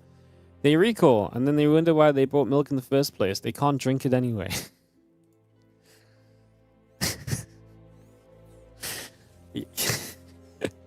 Yeah, I mean, I guess so. But what if they need the milk for something else than drinking? What if Protoss water their plants with milk because they can't drink it? So they have no other use for it, so they just water their plants. I don't know. You know, I'm not sure. I'm not sure. Maybe they buy it so the Terrans can't, you know? And the Terrans can't drink the milk, they don't get strong bones. Bam. They die more easily in battle. Maybe that's why Terrans keep dying to Protoss nowadays. Not enough milk, not enough calcium in the diet. Wouldn't that be milking their plants? Yes, but maybe not in the typical sense of what you think milking means, I guess. Probably because we're taking something completely from one context and applying it to another. So yeah, probably a bit of a weird one. SCV Scout, we'll see what's up. Does see the forward gateway. The gateway as part of the wall off there is a little bit of a factor. So it does mean that it's a little bit further forward than if it was in the main, which means the first unit coming across the map arrives a little bit sooner as well. There's going to be a little attempt here from the probe to try and delay the bunker. So you actually see the SCV pulling off the commands and delays the CC to make sure that the bunker keeps building. That's how much priority we're putting into making sure that we're safe here early. So Clem and goes for that route. As a grenade goes down, you'll get a probe here, at the very least, before the battery is done, knowing that the Adept's going to come across the map because of the forward gateway. It's a pretty good, guarantee that you're probably going to get in there and do some damage, unless the battery is ready. And in this case, the battery was not quite ready.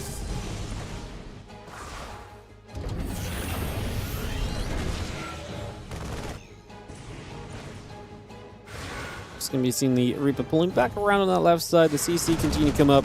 Just get this underway. We do have the Warp Gate, the Stalker, and the Twilight Council continue to come by. So yeah, we move through with that for a little bit at the moment.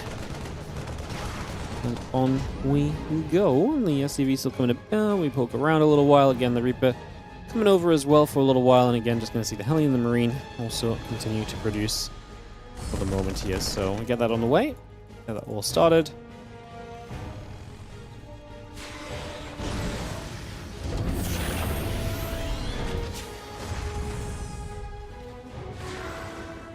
Two Marines, two SCVs, the Starport about to be done. The Stalker going to chase the Reaper down. Reaper just gets pushed out of here in a couple of moments too. The gateway and the robo facility coming online. We had that blink into play also. We just have the Adept is going to get dove on, so that's going to fall. A few Marines and the Hellion will join up together.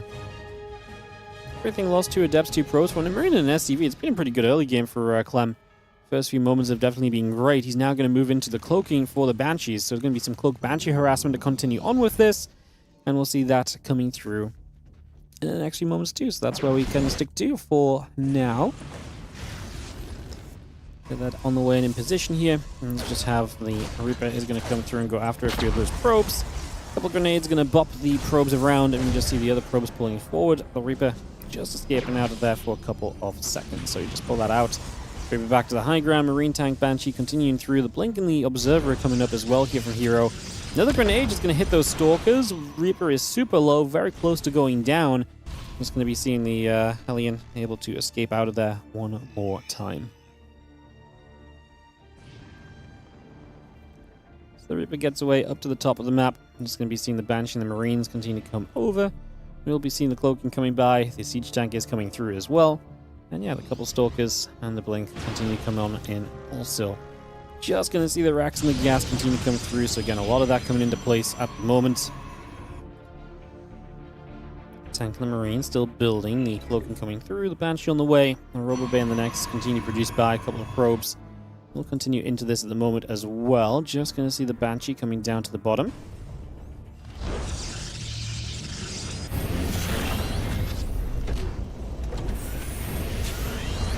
Barracks going to play some swapsies so we can get Stimpack and Combat Shield started. Clem, yeah, on those way to that bio setup, Starport will be able to start reactoring and we get ourselves closer to the medevacs and everything else.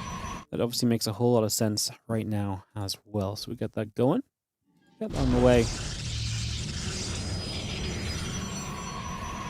And get this started out.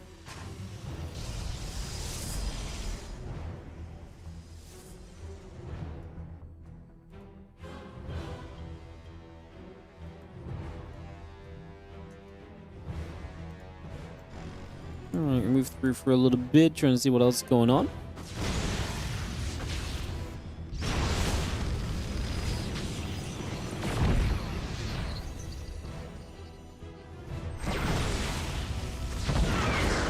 Ripper, I'm going to throw another grenade down to the low ground, going to put that in position just initially. We do have the Stalkers able to play cleanup then for a couple of moments, shut that down, and on we continue.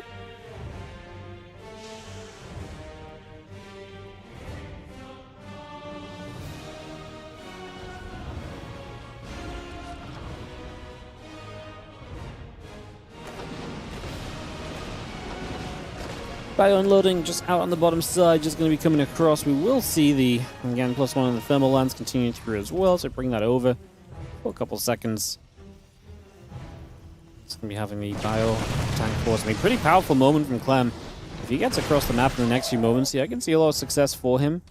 You're already heading to the 4th base. Has the wraparound on these Stalkers. This is something Clem set up to do a lot of in recent times. He gets 2 of these Stalkers. He can chase a little further. I'm not sure if there's much more to be gained. He's going to get a 3rd. Okay, not bad. And now he's gonna try and cut this Stalker off as well. He's already loading the medevac up to go up top. And yeah, try and get these 2 Stalkers as well. If he gets all of them, that would be great. The Blink was good, and there's no Marauders there, so probably not gonna get that grab. Nice attempt, not quite enough. And Clem, does he want to continue through with this? He's currently doubling the army supply of Hero. Colossus popping soon. The 1-1 upgrade's on the way, but not ready yet from Hero as well. So there's a lot of power on the way from Hero that, like I say, is just not quite ready for the moment.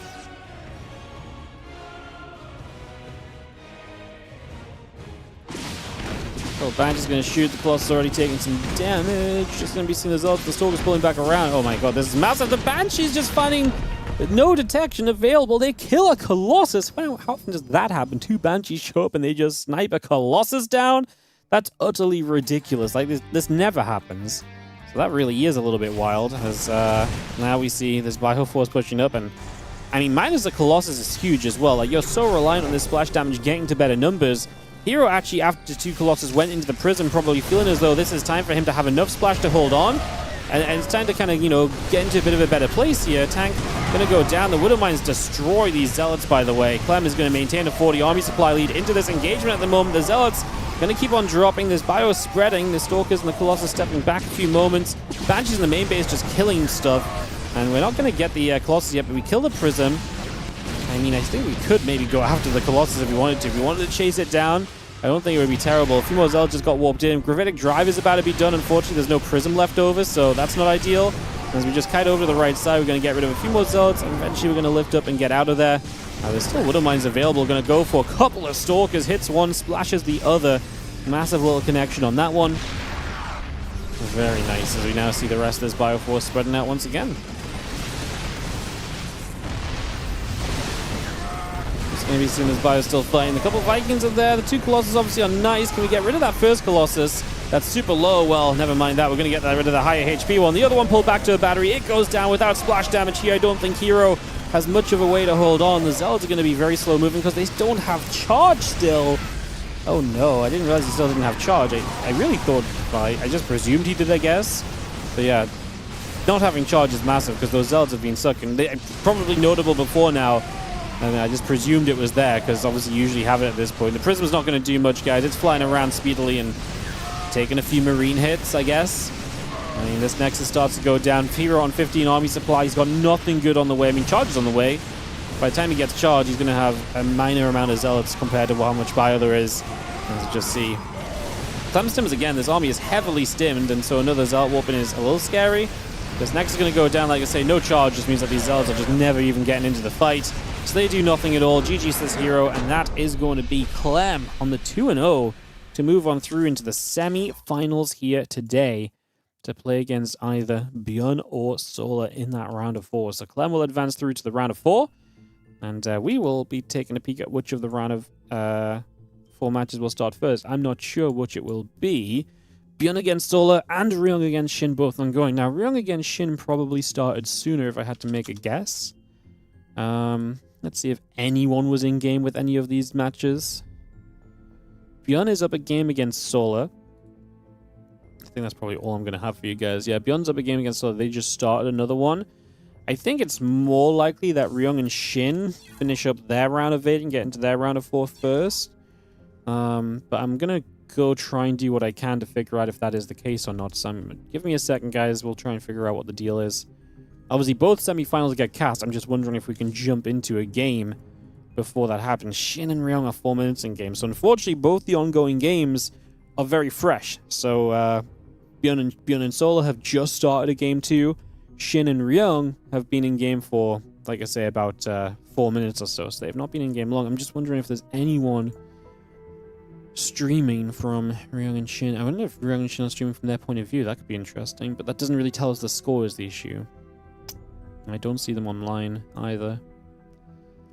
Yeah, no, I think we don't have anything to cast right now, guys. I think we're just waiting. Maybe we could kind of keep an eye on the Bjorn versus Solar game. My only concern is that we maybe miss.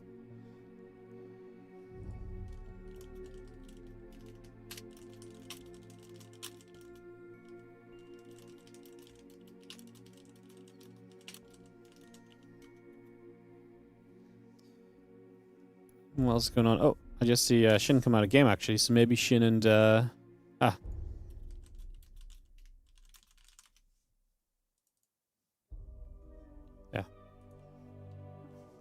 Cool. Alright, then Shinkyo is ready. Cool. We just go Shinkyo then, guys. I don't need to show you guys anything of Bjorn Solar because we'll be getting into this very soon. So Shin and Kyo coming in a couple of moments. We'll get that on the way out and get this started for you guys. Beautiful, beautiful, beautiful.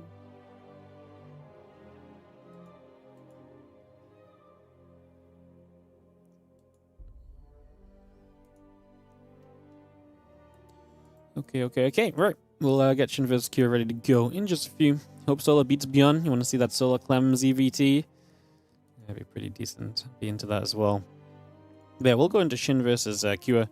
We'll get this started, and we're just waiting for that lobby to come online, guys. As soon as it's up, we'll hop into it and get this ready to start. Get this ready to start. Ba-da-ba-da-ba-da.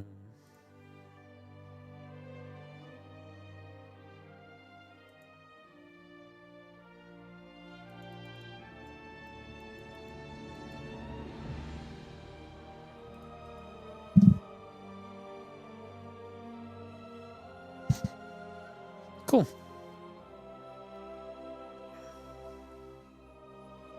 So yeah, they should be ready to go soon, guys. Beautiful. New WardiTV shirt came today, by the way, guys. I've been trying out all the new WardiTV merch before we put it on sale for you guys. I like this one. I like the WardiTV logo just big across the front. That's cool. So it's my current vibe. Yeah, WardiTV merch coming soon, so you guys can support more StarCraft 2 tournaments while getting some shirts and stuff, and hoodies and stuff if you fancy. If you do so fancy.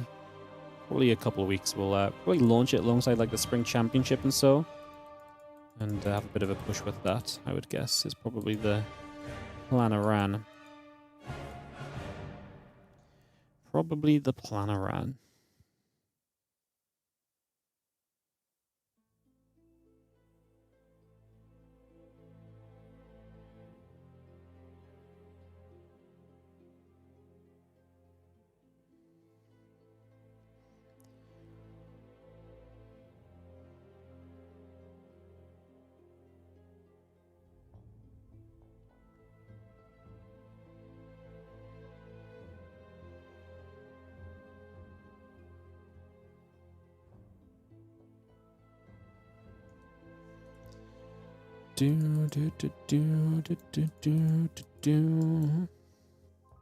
Alright guys, just waiting.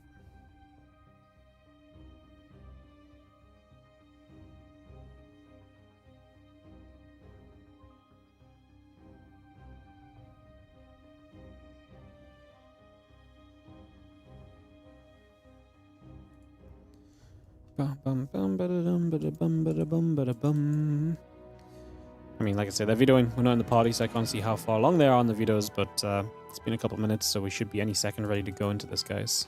And get back on track. If you're enjoying the stream today, I guess I'll just take a moment to sell out. Obviously, we've talked a lot about liking and subscribing and stuff, but obviously, some other ways to support if you're on the Twitch channel, consider priming us up. That subscriber count is at 627. We are working our way back towards 700, so help us out with that if you can. So working our way back towards 700 subs, and also, as usual, the Patreon page exists. This is not a WardiTV tournament today, but we have the WardiTV Spring Cup and Spring Championship coming soon, and obviously the ongoing WardiTV Mondays, all part of the WardiTV 2026 series. If you want to support that, check out the Patreon page at patreon.com/WardiTV. 100% of anything pledged goes directly into our tournament prize pool. We have just since yesterday gone over the $2,000 mark on the Patreon, which is amazing. So great to see that continuing to grow. And hopefully we can continue to keep that kind of pushing in the same direction. So, yeah. Hopefully we can keep that, like I say, moving along. And, yeah, just going along for now. So, yeah, check that out if you do so wish. Like I say, it helps us out a whole bunch. And, yeah, we are pushing that Patreon in a good direction. Gives us a foundation to build tournaments from. For now, it is going to be ZVT, semi-final number 1 of the Kung Fu Cup, weekly number 3 of 2026. In the bottom right-hand side, the Blue Terran player representing Team Liquid is going to be Kua. And we've got ourselves a TVZ semi-final. Kua or Shin, aka Ragnarok, is going to be playing in the finals today, which is actually a very fun finalist. Neither of these players want to make a lot of the weekly cup finals, so excited to see which of them will get that opportunity. Shin playing under the name Ragnarok since he played as the CJ Enter squad in the Team League. Shin renamed to Ragnarok for a bit of fun, but I do believe he's going to be going back to Shin eventually. This is more so just a throwback to some fun old times, and like I say, we'll be kind of having him go back in the near future as we have him in the top left-hand side, Kira in the bottom right. Kira immediately opens this game with the forward barracks on the natural, which means that he's going to go multi-Rax Reaper to begin with. Something Kua seems to do a lot more than a lot of the other Terrans lately, honestly. So that's kind of interesting. Let's just have that Overlord coming through, the couple of barracks coming about.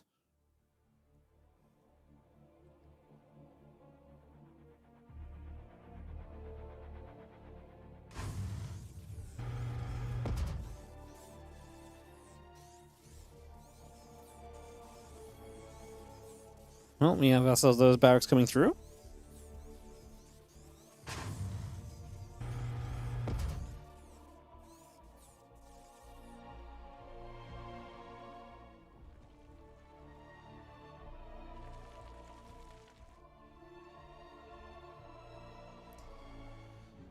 So our Overlord heading down to the bottom side again. Hatch, Gas, and Pool coming up. Orbital and a couple of Marines.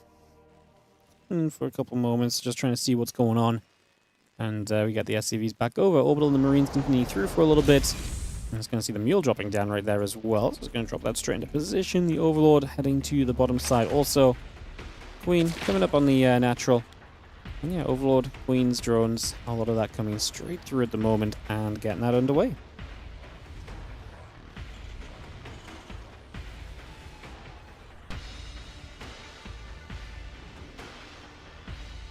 Marines get into the center just to try and see what's going on here. A couple of Queens in the Overlord will continue to come up.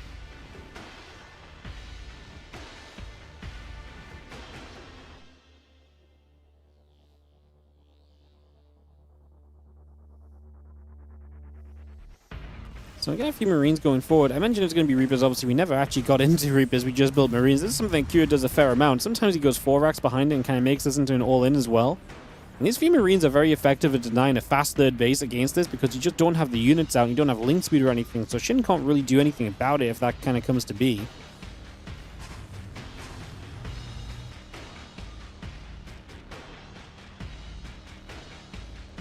We've seen the Marines and the Stim continue by. The CC and the barracks coming up. Allowing a few drones continue to come by as well, so we get that going.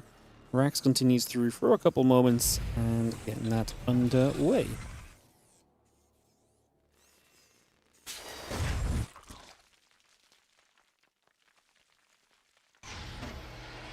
So we've seen the Roacher on the lab building from Ragnarok, so we see an idea of what he wants to get into, get into those Roaches, get that lair, going for the upgrades. He's a 2-base Zerg, so you know, Kira can't really deny the third, so the Marines pull back home. And Shin is going to look to kind of get powered up, basically, on this Roach Lair army.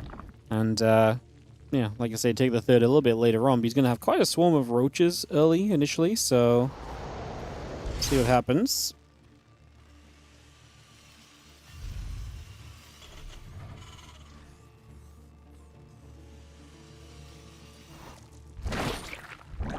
Interesting, we've seen a couple of Roaches building out, getting that on the way.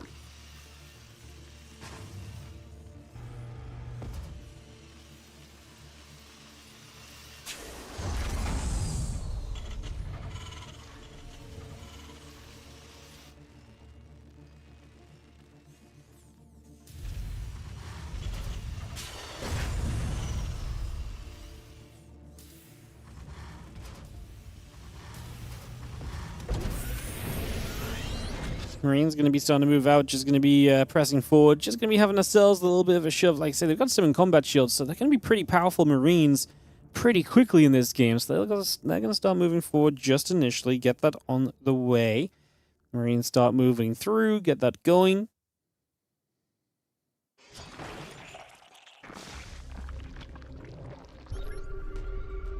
Marines going to stim around that left-hand side. A couple of creep teamers begin to go down the hatchery. Okay, get jumped, and I think he's right. I think committing a stim into this would have been bad, because the Roaches are going to be here and ready to fight, so I think he's making a good call of just recognizing there's just too much stuff here. Like, Shin is actually very well prepped to deal with something like this. Roach speed finishing is massive, because these Roaches will chase those Marines. Do the Marines want to turn around and fight? Can the Roach speed actually catch up? They'll start to catch up. Marines try to get an Overseer. It lives, and the Marines are starting to take damage off the Roaches. They actually have to maybe drop a stim if they want to get away from this. They will stim on the high ground, which obviously means that the Roaches take some damage trying to move up initially. So, a bit of a factor there. As the Marines continue to fight, the Roaches back away once more. A few more Roaches gathering through. Concussive Shells, +1 attack upgrade, all building by.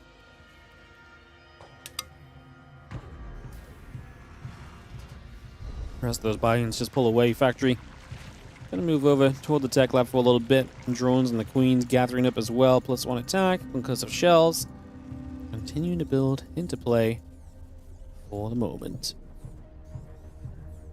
The Overseer is still alive, and Ragnarok Shin gonna keep on using that to gain a little bit more information, trying to see what else is going to be happening. The single Marine is going to get after that Overseer. That's going to go down, so it's a supply block.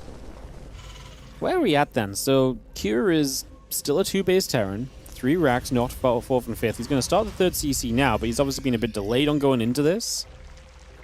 Kind of a very interesting kind of state of the game so far, as we just have a few Roaches going to make their way back around the right side as well.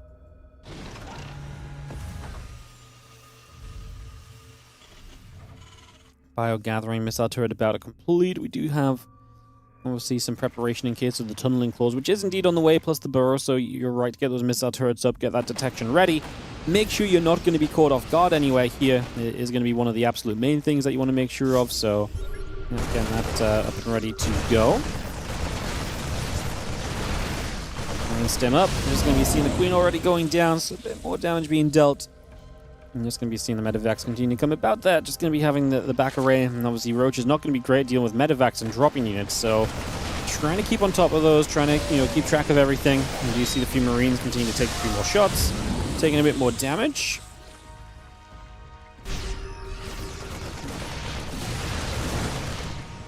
Again, the rest of this bio still gathering about. Just going to see the Roach Ravager coming through, a couple of biles. Trying to get back down again. Just going to be seeing the Roach Ravager still that hold. And for now, at least, we're dealing with these drops pretty decently, so actually not doing a bad job of things so far.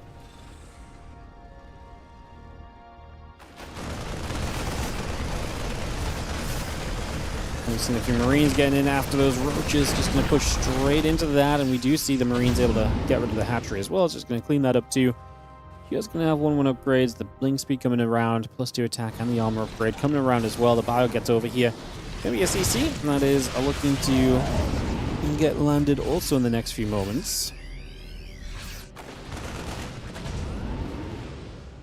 And Fear Infest is coming about, the link speed coming through, the +1 missile upgrade also in production just right now. Do you have the command center dropping back down over on that third base, so Kyo finally gets to his own third.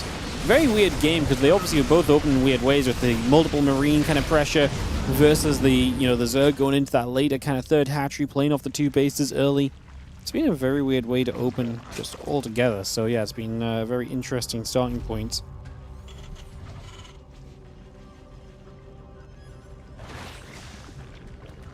Medivacs trying to go up that left-hand side, trying to push in initially. Just going to see the Roach Ravager going to be there. The Medivacs lift off. They're going to pull away as well for a few moments. So again, trying to get along just for a little bit.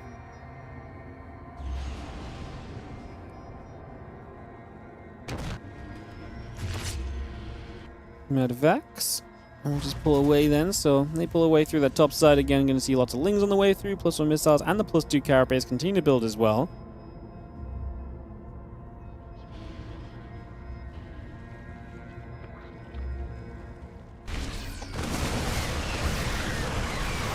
Just going to be seeing a fungal growth going down. Just going to be catching a few of those units. Good fungal. Wow, great fungal for Ragnarok, as we are going to be seeing this Bioforce actually chasing through. Infest is out of energy, but that was not a bad starting point at all. However, Kyo still has some pressure to apply to this left-hand side, and he is going to start directing that direction.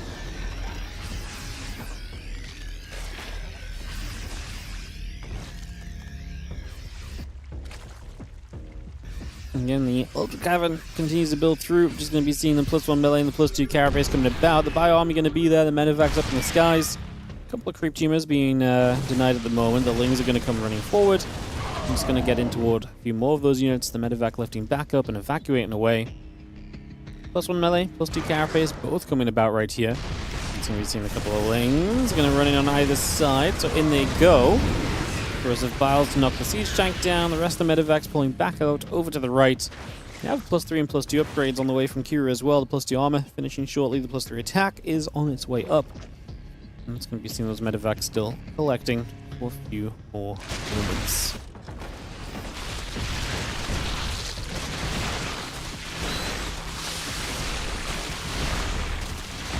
We've seen the Ling Roach Ravager will gather through. Again, melee upgrade and the +2.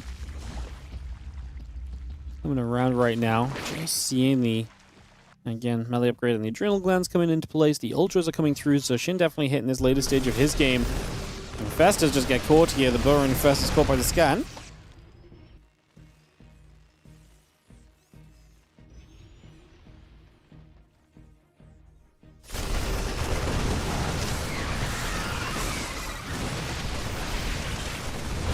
Oh, this Roach Ravager is getting kind of picked off. I mean, that's the problem with having the Roach Ravager right now. It does not scale well super late into this game at the moment.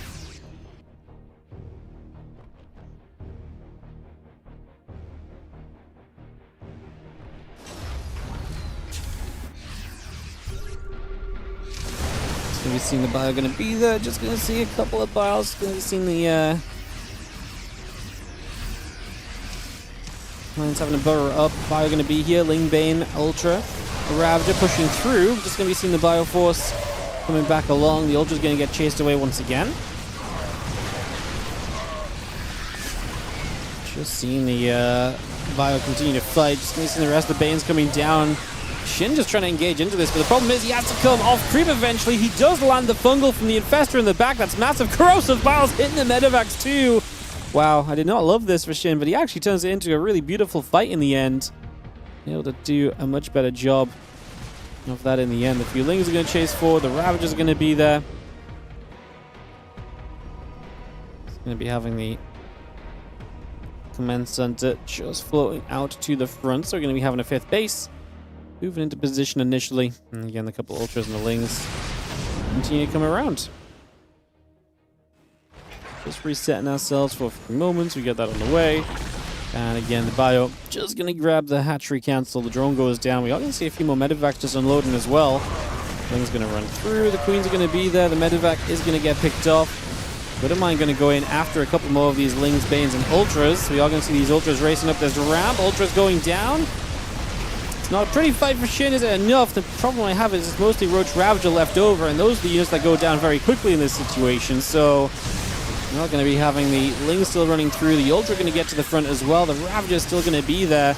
Continue to chase down just for a couple moments. Corrosive Biles continue to drop into place, and just going to be seeing the missile turret still getting biled right now as well. So Biles on the missile turret, and again the Ultras and the Lings coming through. +2 melee, +3 carapace. Continue to come about. Just going to be seeing the Ravagers going to get across with the Lings as well to jump onto those Marauders. Just not enough in the end from Shin. Like I say, he kind of ran out of steam a little bit. Kira is going to take that opening map and is going to go to the 1-0 lead in this best of 3 semi. What's the other result looking like? Where's my challenge page gone? It's just completely gone. Love that for me. Just trying to see if Beyond Solar have a result yet. They do not. It's still live on Steadfast channel then, so let's actually go take a peek at that maybe. And see. Oh, they're then a 22-minute game number 2. So Beyond leads 1-0, but they're in a long game. Looks pretty good for Beyond. He has an equal base count to the Zerg. Solar has a massive bank, but so does Beyond. So it's looking pretty. I mean, I guess I can show you guys on screen if you just want to take a quick peek of where this game is at, guys. So this is currently the ongoing Beyond Solar matchup. And yeah, as you can see, 22 minutes deep. Beyond just has the base set up to probably be okay. It's going to come down to some of the fights, obviously, but generally speaking, this is a position which is, I think, beneficial to the Terran because they kind of have everything they need to play this game out. And a lot of the time for the Zerg, it's about stopping the Terran from having everything. So you're not really going to do much of stopping them. But it's still going to come down to some fights or so. So this is going on. This is game number 2. Obviously, we'll continue in with the Kua versus Shin matchup, game number 2 as well. But this, like I say, is ongoing. We can check in on this a little bit later, and maybe will be something for us to figure out, because obviously the winner of this plays Clem in the other semi-final. So we'll have more updates here. But nice to have a little eye on what's going on. Let's hop on over to the other match that is taking place, that we have been a part of, the live semi-final matchup with the Blue Terran leading this series. In the top left-hand corner, the Blue Terran player is Team Liquid's Cure.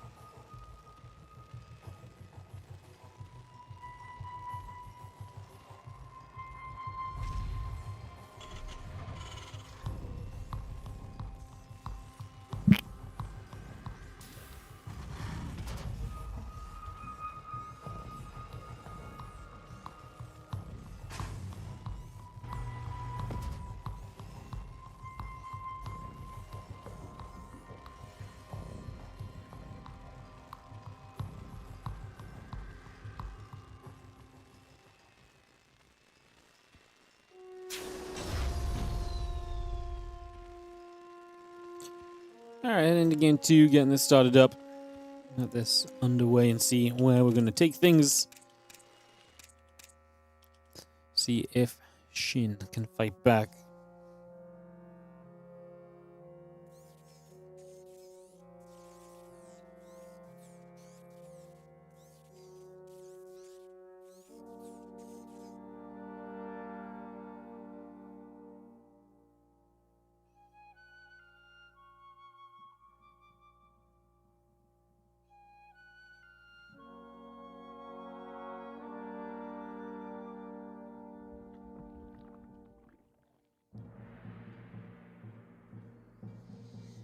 Alrighty, guys. So we take a couple of moments and we just wait to see where we're gonna go. CC refineries racks coming in for a couple of moments here. So we get a lot of this into play, following an overlord initially, but yeah, not too much to shout about just yet. You don't get these name changes, why don't they just stay with one name? Sorry, it wasn't really chat apparently, but like I say, Shin is not changing back to Ragnarok. He has changed his name to Ragnarok as a throwback to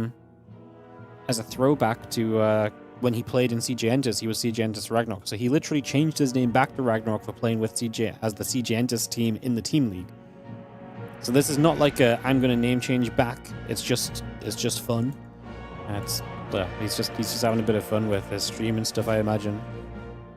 So yeah, it's not an official name change. This is just him having some fun and throwing it back to his old ID.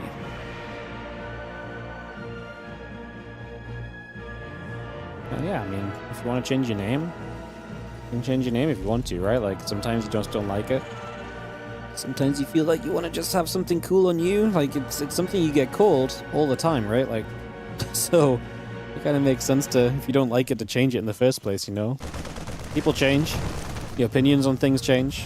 I don't think it's that crazy to name change if you want a name change.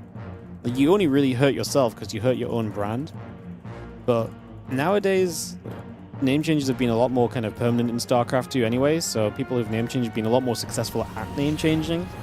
So I honestly just don't really see there's been too much of a problem. Hellion, onto the top of the map for a couple of moments.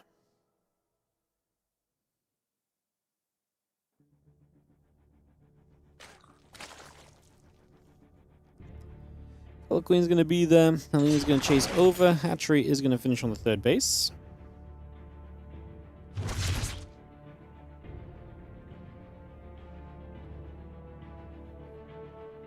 Okay, Hellion coming back around. CC, the SCVs, the Hellions, the Viking keep on coming through, so when we get that settled in, Hellions will continue to join up and move around on the top side of the map. So bring that over, getting that underway, and on we continue.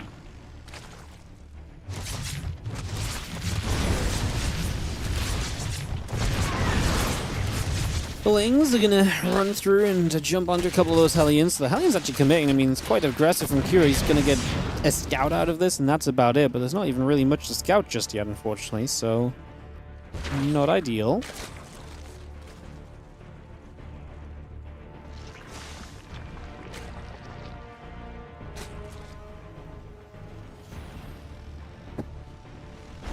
And this will come about, a few Hellions coming through.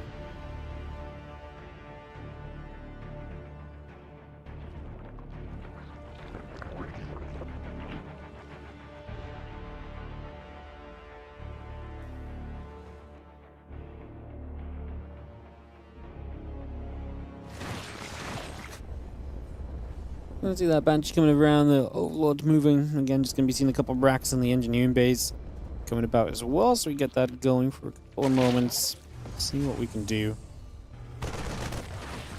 We have ourselves the Lair and the Carapace upgrade continue to build. The Marines get rid of the Overlord that scouts into the main base there, so just trying to see what's up. A lot of scouting attempts in this game that ended up just being killed off so far. Now on the Evo Chamber and Baneling Nest, so obviously very different approach to this game just in general too. Q way less aggressive with the opening. Shin way less aggressive with his opening, much faster to the third base, much faster toward the fourth base as well.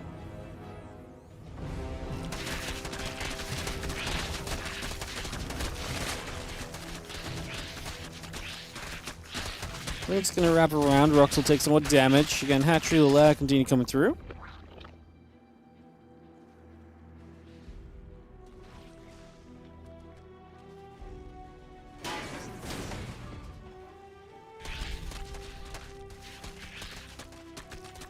Banshees will come around that right-hand side. A couple of Queens will be here to defend, but they need detection. We're going to lose 3 drones right off the bat, so nice for the Banshees getting in there quickly to get some damage done.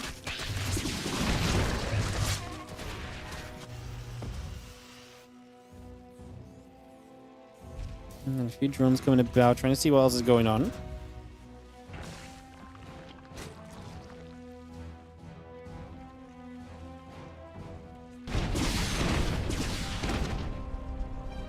Banshee's back away. Still going to be seeing that Baneling speed. Going to still upgrade the +2 carrot base.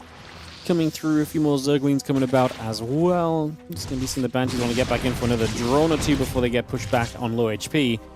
Nice from Kira, doing some good damage and just keeping Shin honest, right? The economy is obviously setting up on both sides of this, but Kira keeping Shin in kind of a very reasonable place and making sure he's not running away with this game or anything along those lines.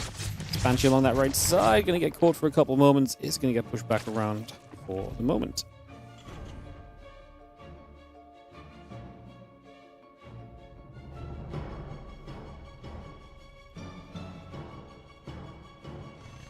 Aliens to the center. Marine tank is coming over as well.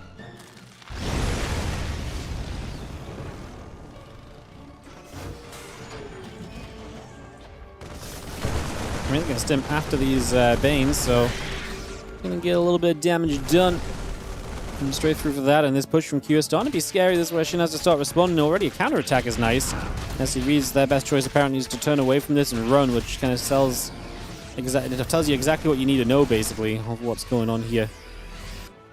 And there's not a lot of units back over on that side. Now, Q is still on the map. Still poised to try and do a little extra right now.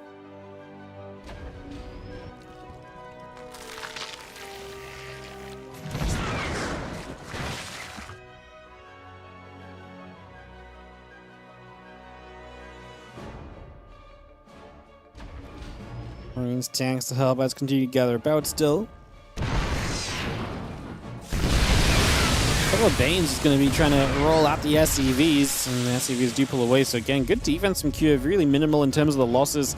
He's making sure to, have himself kind of get through this harassment at Shin, and he is supply block. The depot's going down, supply block him. The Ling's going to try and run in here. That's a much larger Ling count. There are Marines on the natural as well that can stim over here, though. I just don't think these Lings are going to do what Shin wants them to.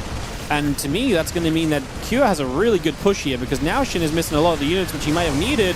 The Banelings are going down very quickly. There's not a lot of Banes left over. They are melting before they reach the Marines even. The Hydras push back because they can't withstand the Marines. A good split from Q. The split from these Marines is really solid, by the way. Yeah, split really beautifully initially. He's got a few more Banes to deal with right now. He gets them with the siege tanks. However, there's enough Hydras left that Shin might actually push this back. Kira is on his way to reinforce this. He's just not there yet. No Banelings left. Wow, this was super close. Kira was maybe a couple moments sooner with the reinforcements away from just pushing back through that and being able to hold that off and see victory. And the Marines and the Mines pulling back over. And again, the Marine Marauder coming through. +1 vehicle plating and the +3 attack upgrade coming over. The Ling's going to run in after the Marines again. Going to be seeing this couple of Widow Mines coming out. Kira obviously changing the direction of attack a little bit. Using the mines now, obviously, has moved on from the tanks. As soon as these Lings go down, these Hydras get exposed, and that's where Shin starts to run, because he knows he can't really let these Hydras take too much damage. New Banelings really do save the day a little bit right there and absolutely protect us right now as the few Marines load back up, reload into the center, and get ready to shove around once more. +2 missiles, +4 melee upgrade, all of that continue to come by just for the moment. As those Marines step in, trying to see what's up. Going to be seeing the Marines going to try and come on over here. So a little bit of movement, a little bit of a push going by. We get set up at the moment and decide what we want to do. Going to see the Lings running up, a couple of SCVs going down. Marauder and the Marine going to be there to continue to hold this back as well. I'm just going to scare this off for the moment. 2 SCVs only. I feel like Shin is just not getting anything done with his counter damage. Every single time I just feel as though he hits a bit of a brick wall, and like I say, does not really succeed in getting too much done at all. So not great at the moment.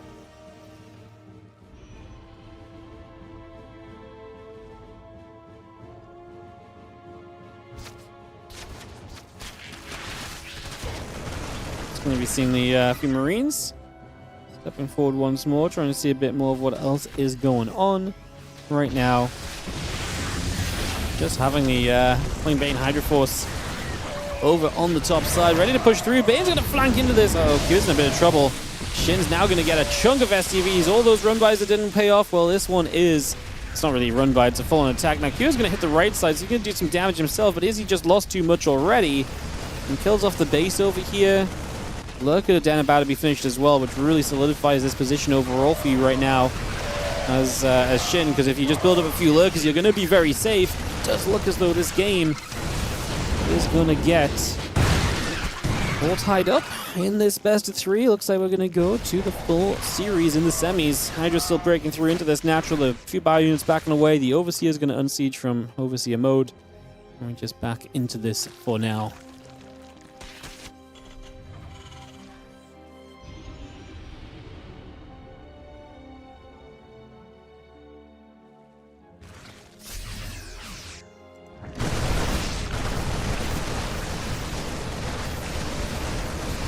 The Marine's going to get in after the Overlords. Just going to dive through for a couple of moments here, try to see what else is going on.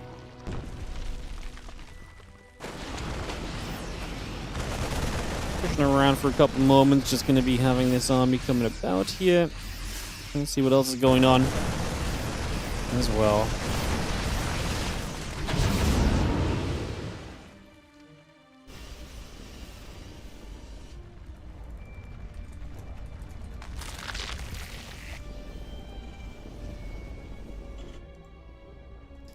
Going to be seeing the bio army coming across, the medevacs coming over.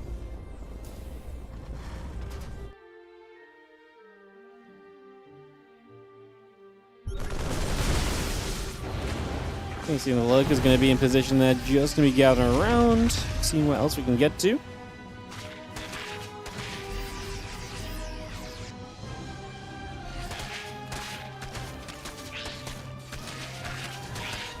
Going to have that selection of things coming about. The SCV is going to pull in, just going to be seeing the bio pushing forward. Just going to be seeing, I mean, Cure rebuilding off of this. Now he's going to have himself a push at the front. Off creep helps, but no splash damage available is going to make it difficult for this Ling Bane. Bio going to try and fight here. A couple of units going to come through. Just going to be having the Cure army still pressuring. I mean, Shin doesn't... I mean, does he need this base? Right, this would be his 5th, or one of his 5th bases. He's double expanding to a couple different bases. I think the issue Cure is going to have is the Lurkers coming up. Like I say, to me, that really solidifies the position and the lead that Shin had. However, it has been a bit of a bounce back from Cure that I wasn't expecting to happen as strongly as it has done. And now he's maybe going to have a way to deal with those Lurkers with Ghost Academy coming up. Liberator's already being out. A couple of Lurkers showing up already, though. This base control, maybe we don't need to hold that base as Cure. Without it, he's 4 base versus 4 base, so he can just run away from that. Let this plan tree go down, perhaps. I mean, he's going to try and save it if it doesn't cost him too much, but like I say, 4 base to 4 base is still fine for you here as the Terran.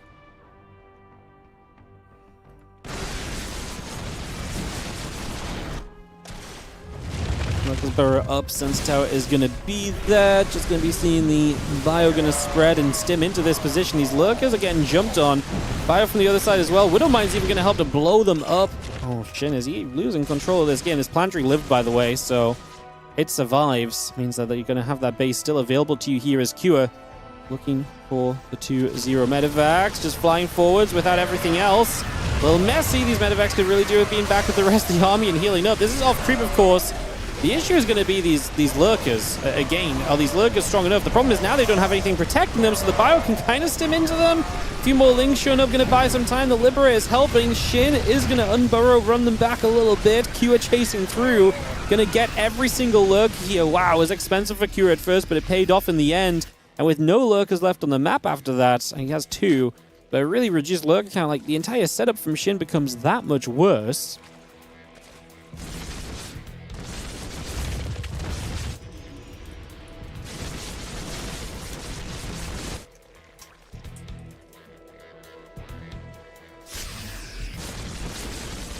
Libs, Marines, Marauders coming through. Just going to be seeing the Ling Hydra coming over. Just going to be having the Bio coming across hatchery, getting jumped on. Just going to be seeing the few extra Banes morphing in. The Overseer's getting to Overseer mode. Nice little abducts. The Viper's going to show up parasitic bombs. We do split 2 out of the 3 medevacs that got bombed. Need to pull the other one away as well. And just going to be seeing the Bio able to chase through. A couple more Hydras going down. A little bit more being done for the moment. Orbital lands just on the front base over there. So just going to put that in position already.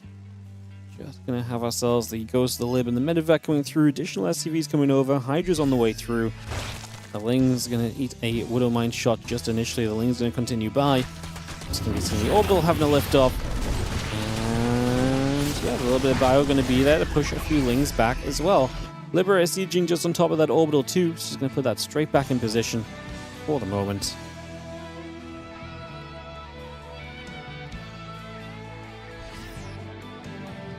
Ghost coming around, the Sense down, the Widow Mines, the Liberators as well, all coming up. This Lurker gets caught. Shin is back to being maxed. Shin's issue has got to be the bases, right? Like, he is getting to now 5 base, looking to get to 6. He gets to 6 bases. Yeah, he really gets into a much better position. Ghosts and Snipes now available. Q is obviously not being able to get to Ghost super easily in this game. In fact, he's held on to that 5th base. So in the end, like, originally I was talking about this base, maybe you could let it go down. And I think in the situation of the game right then, he could have done. But him keeping it alive now is really important because he's actually going to put him in a really good position. Having this base keeps him in a great eco position against the Zerg and allows this game to really continue to propel on forward. A couple libs over here. I mean, I actually just don't think Shin has enough answers to all of this. Snipes coming down. A lot of the Lurkers have been taken out of the game recently. However, this is going to be a good lunge forward with the Hydras. We save a couple of Ghosts in the medevac, only for the medevac to go down. Q was extremely on demand on that army on that right side, and Shin capitalizes.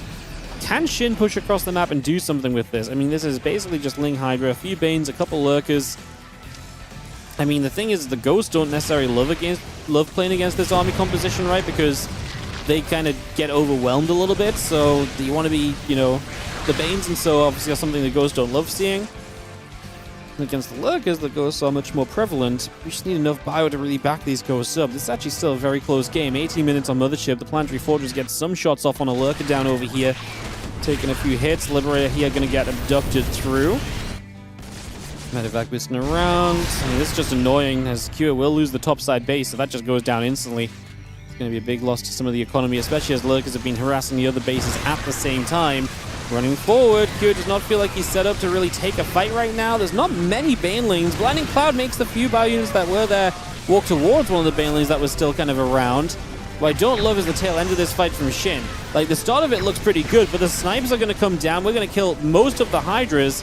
The Vipers obviously get chased away here too. Now, we did kill 18 SCVs. The economy losses from Q are serious, but the army supply advantage is still there. And again, we chased down a few more Hydras. Shame we couldn't find any Snipes onto those Vipers. If we could have just sniped those Vipers down and taken them out, they are one of the main spellcasters that are creating issues for Q.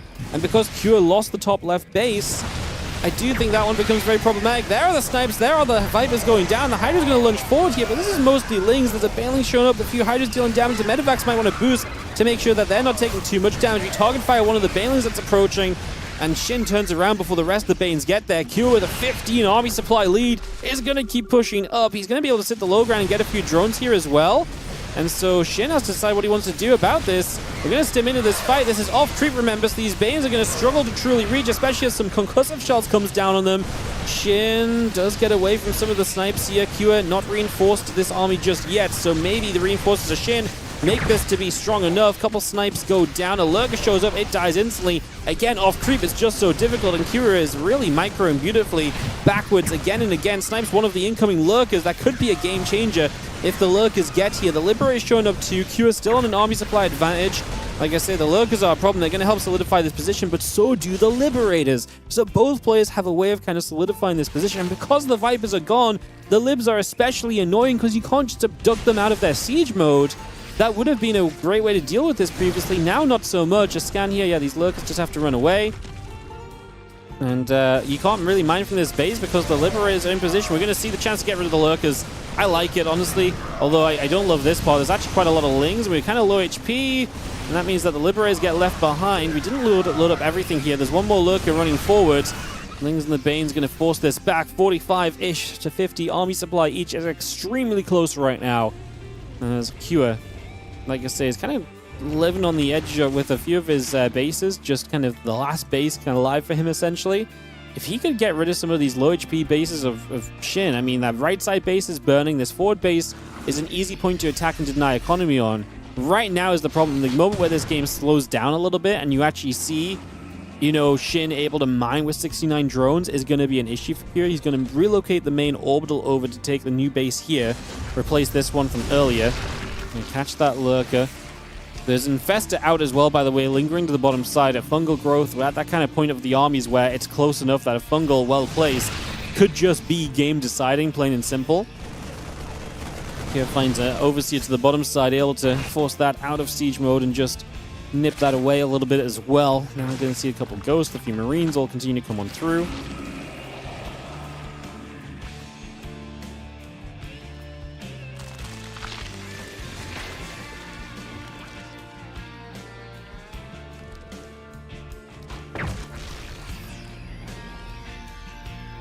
You can see the Ghost coming about, the Ling Bane continuing by. Just going to be seeing the Hydras as well, looking to push through. The couple of Overseers going to be there. Just going to be seeing the Lings still chasing forward for a couple of moments. Lings and Hydras will gather.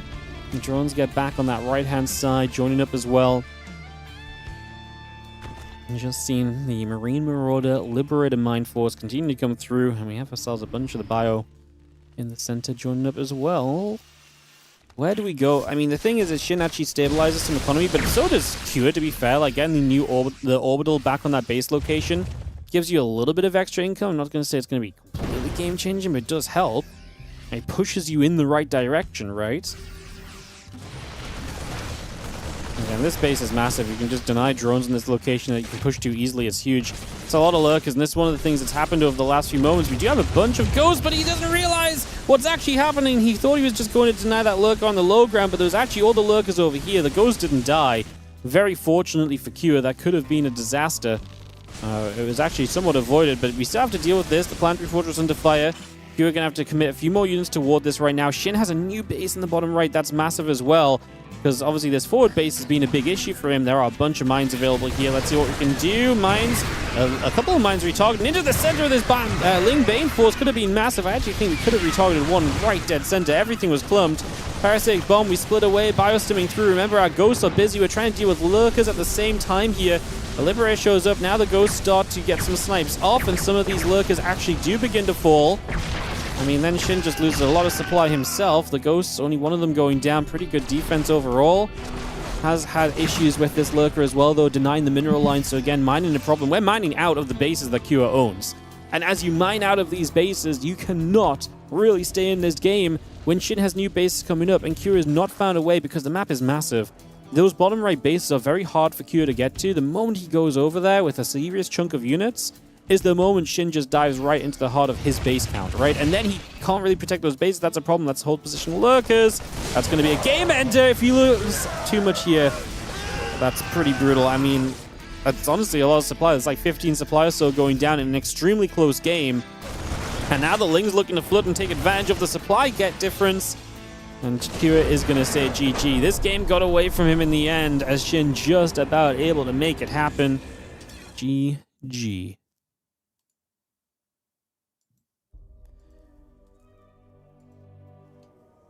All right, well, we are going to go to a game 3 of this one, guys. Over on the other side, Bjorn did 2-0 solo. The last time we checked in on that 25 minutes ago, it did look very good for Bjorn. It looked like it was likely going to be a victory for him, and it was. It's going to be Bjorn versus Clem is the second semifinal. That will come up after the Shin Cure series gets resolved, as we do go to this game 3, and we go to a final map in a couple of moments. Everyone join in our lobby. We'll just be a moment. Get ready to kick this into play.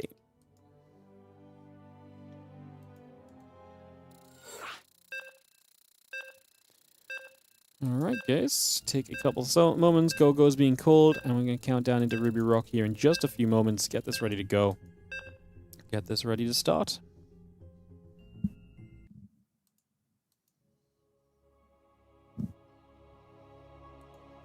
Alright, let's do this.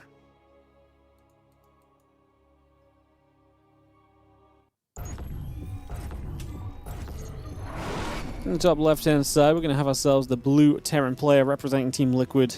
And, like I say, he definitely had moments in that game where it felt like he was going to have enough. Not quite enough in the end. Cure, our blue Terran, takes on the red Zerg. In the bottom right-hand side, we've got ourselves Ragnarok, aka Shin. And it goes to a Game 3 deciding map of this series to see who is going to take a spot in today's finals.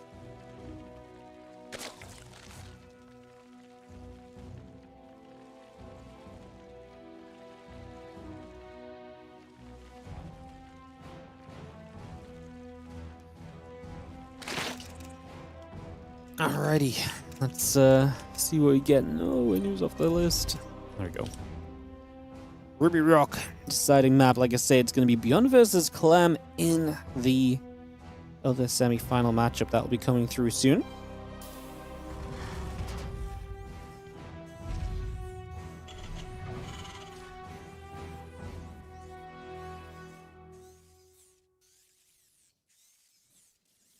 Couple of barracks coming in. Just going to get the hatch gas pool aspect of this all set up as well. So we take a couple moments, get that started. See where we go here. It's going to be seeing the couple SCVs building out. There's 2 racks at the front again from QS. So again, one of those moments where we ask a little bit of kind of, you know, where does this go? What happens here? It is actually going to be Reapers this time. So not going to go into that Marine build like we saw in Game 1, but the Reapers and actually multi-racks Reaper for a Game 3 of this series.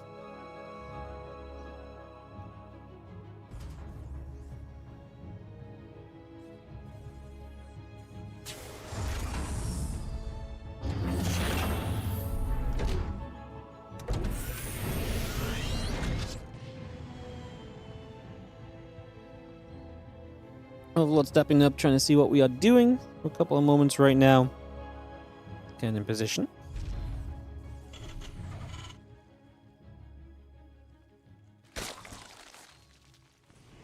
Having ourselves the Ling speed, a couple queens and the Lings all coming through, the Overlord coming about.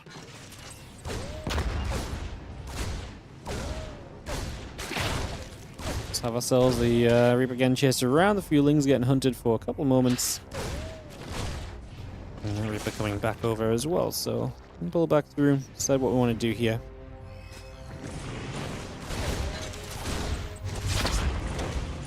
Reaper's up to the high ground, the Queen's coming back over.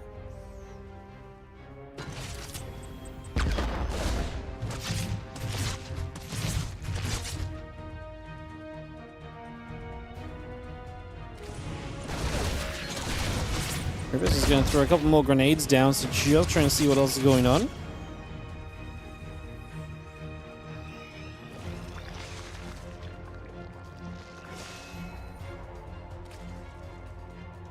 It's going to see the Reapers, the Queen's going to join up for a couple of moments here, trying to see what comes next. The Reaper's obviously just being as annoying as possible, and just lingering on that edge.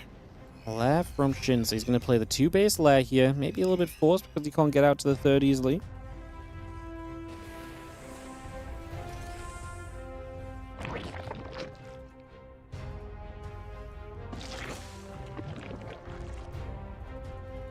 Archery drops down to the 3rd base. Just going to see the Hellion building out in the factory, the CC building through. Marine and the Hellion gathering in together for a couple of moments. And just going to see a few more drones continue to come up. For now.